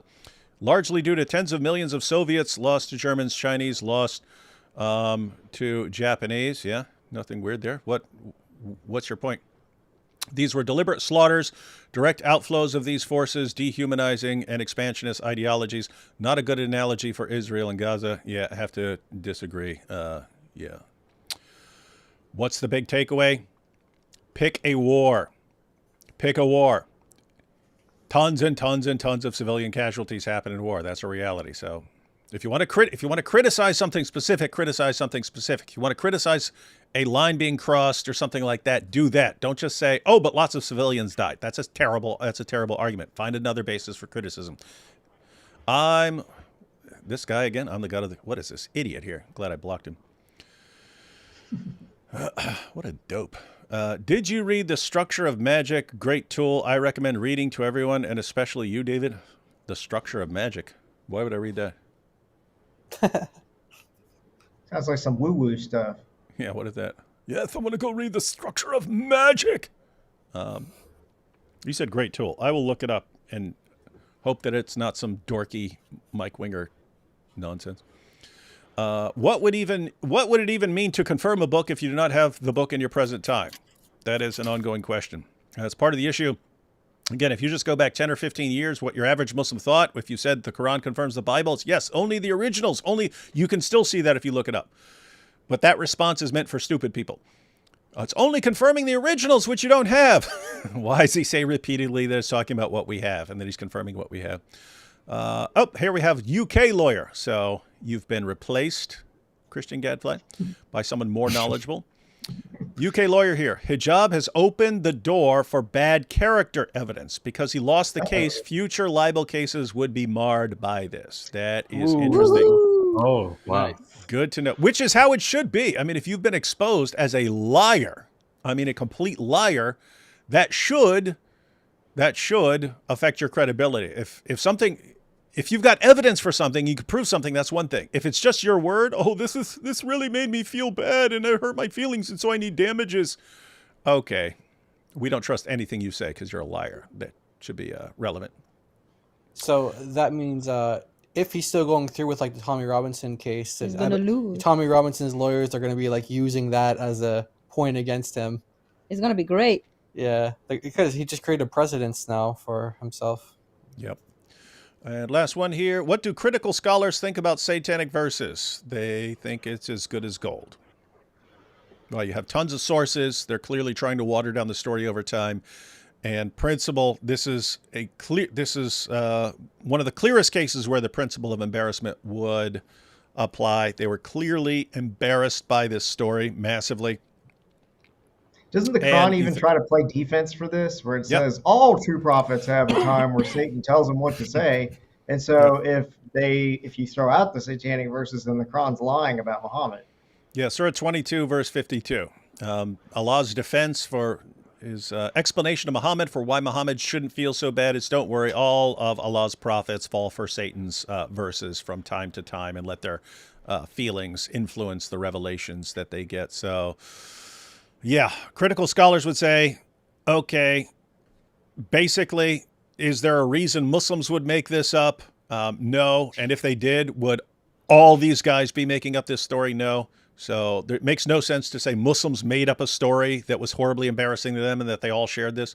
And then the alternative would be, did non-Muslims make it up? If so, why would Muslims start passing on the story? Why would Muslims believe them if this wasn't actually a thing? So, yeah, this is about as good as it gets. And I'll say, if you are going to reject the satanic verses, don't tell me to believe anything about Muhammad.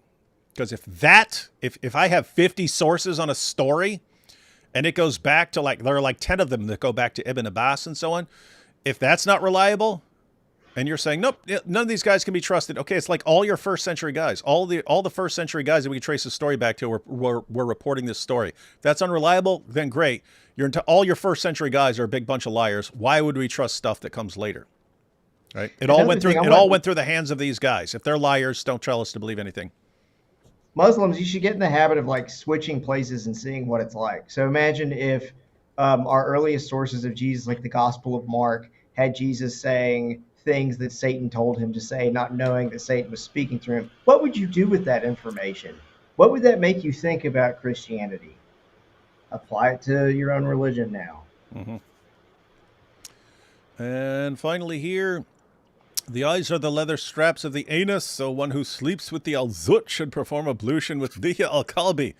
This is a powerful combination of all these various passages that I will take into account. All right, guys, I think we've covered enough of the Dawah Wars. But anyone wants to see the ongoing, unfolding Dawah Wars, just go and check out Daniel and Farid and Jake and all these other guys and what they're sharing as they attack each other, for all giving terrible responses to the Islamic dilemma. Just think about this. We're saying, hey, we've got an airtight argument here. Allah affirms our book. Muhammad affirms our book. It's very clear. They're affirming our book. What say you? And they're all attacking each other. You've got the dumbest response. No, you've got the dumbest response. But your response is dumber than mine. No, your response is the dumbest. What is this religion? All right, guys. Any final thoughts on any of this? Christian Gadfly.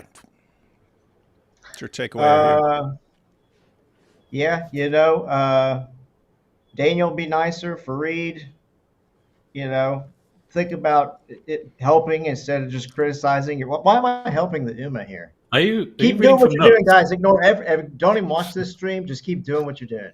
You guys are crushing it. You guys are crushing it. Chris, what do you think, man? Oh, I think it's a great day. I love this stuff. I'm very, very happy, very entertained. Daniel is very animated when he talks about things, and the fact that he is upset with other Muslims who have a totally different opinion about whether or not he won or lost that debate is brilliant. It shows that they can't even have a consensus. There's no ijma with the Muslim ulama when it comes to the Islamic dilemma. They have no idea, ladies and gentlemen. They have no idea whatsoever. There's no coherent response. And as Christians, and I hope others as well, because the Islamic dilemma is not a Christian argument, we just happen to be the very awesome people who are pushing this forward. But I hope others can also learn the Islamic dilemma and start making Daniel the Kikachu cry a little bit more. That's my hope. And you were just saying, hey, it's they have no idea. They have no idea. When you were saying that, I was thinking they have no idea what's coming, because I mentioned it the other day. This only gets worse, guys.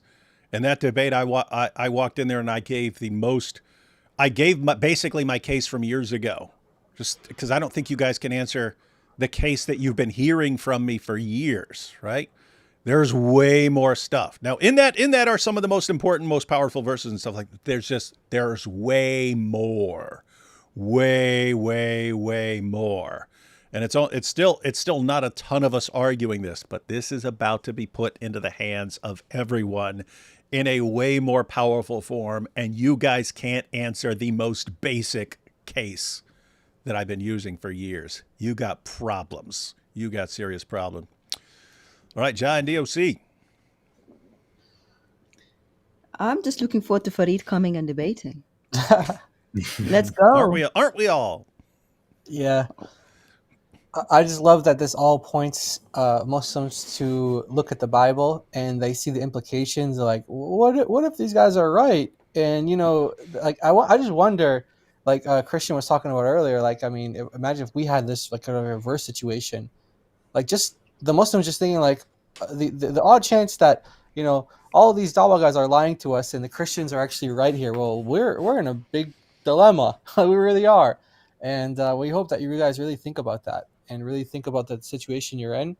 Examine the arguments that we give you, look into them, and you're going to see that we're not the ones lying to you. And that's why you have all the Dawa guys arguing about how do I give the best response, what's the best response. They can't even agree on what the best response is to this because they can recognize flaws when it's other people saying it, but when they're saying it, they're just, seems to be blinded or something. But it's going to point you to Jesus. Repent and believe in him, and he will give you eternal life. And that's what our hope and prayer is for you. And you're right that this is another example of they've been told all their lives one thing, and we come along and say, no, it's actually the opposite of what you've been told. And at first, they're going to listen to their Dawa guys, and it takes a while. It takes a while. If you're told something for 30 years of your life, and some Christians come along and say, no, that's actually wrong. And then the heroes, the people that you listen to all your life, they go, no, the Christians are lying. They're making this up. This is stupid. What a dumb argument. You'd be inclined to listen to those guys for a while. But we keep pushing it. We keep pushing it. And you should be noticing by now that this keeps happening on every issue. Go back 20 years. We were saying, hey, you're saying Muhammad is this perfect moral example. Why do you have sex with a 9-year-old girl? How do you explain that? What happened back then? I'll tell you because I was there. They called us liars. We're lying. We're making this stuff up. Who was telling the truth? We were.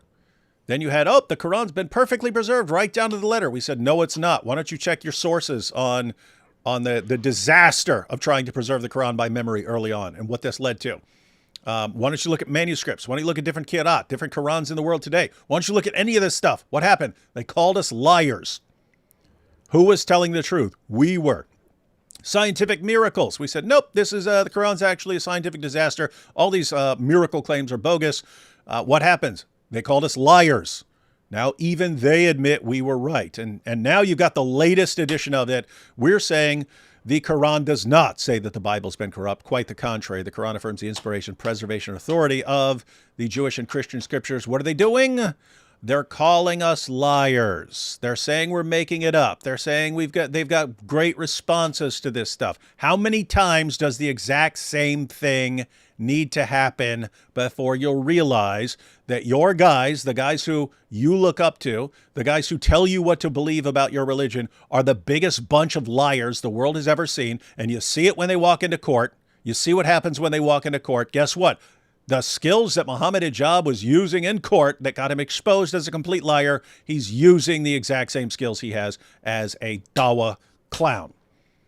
What does it how many times do if I catch a person clearly lying once, my trust in that person he could always win back trust later on, but I'm just not going to blindly trust anything that person says. All your Dawa guys do is lie over and over and over again. At what point do you say, I can't trust these guys to tell me about religion? I have to investigate for myself. At what point? It's weird stuff. But again, the sort of biggest takeaway from all this stuff right now that's going on right now, for me, it was just, my goodness. How do we get this to take off? There are so many pieces to, if you're talking about a short amount of time, how do you take an argument from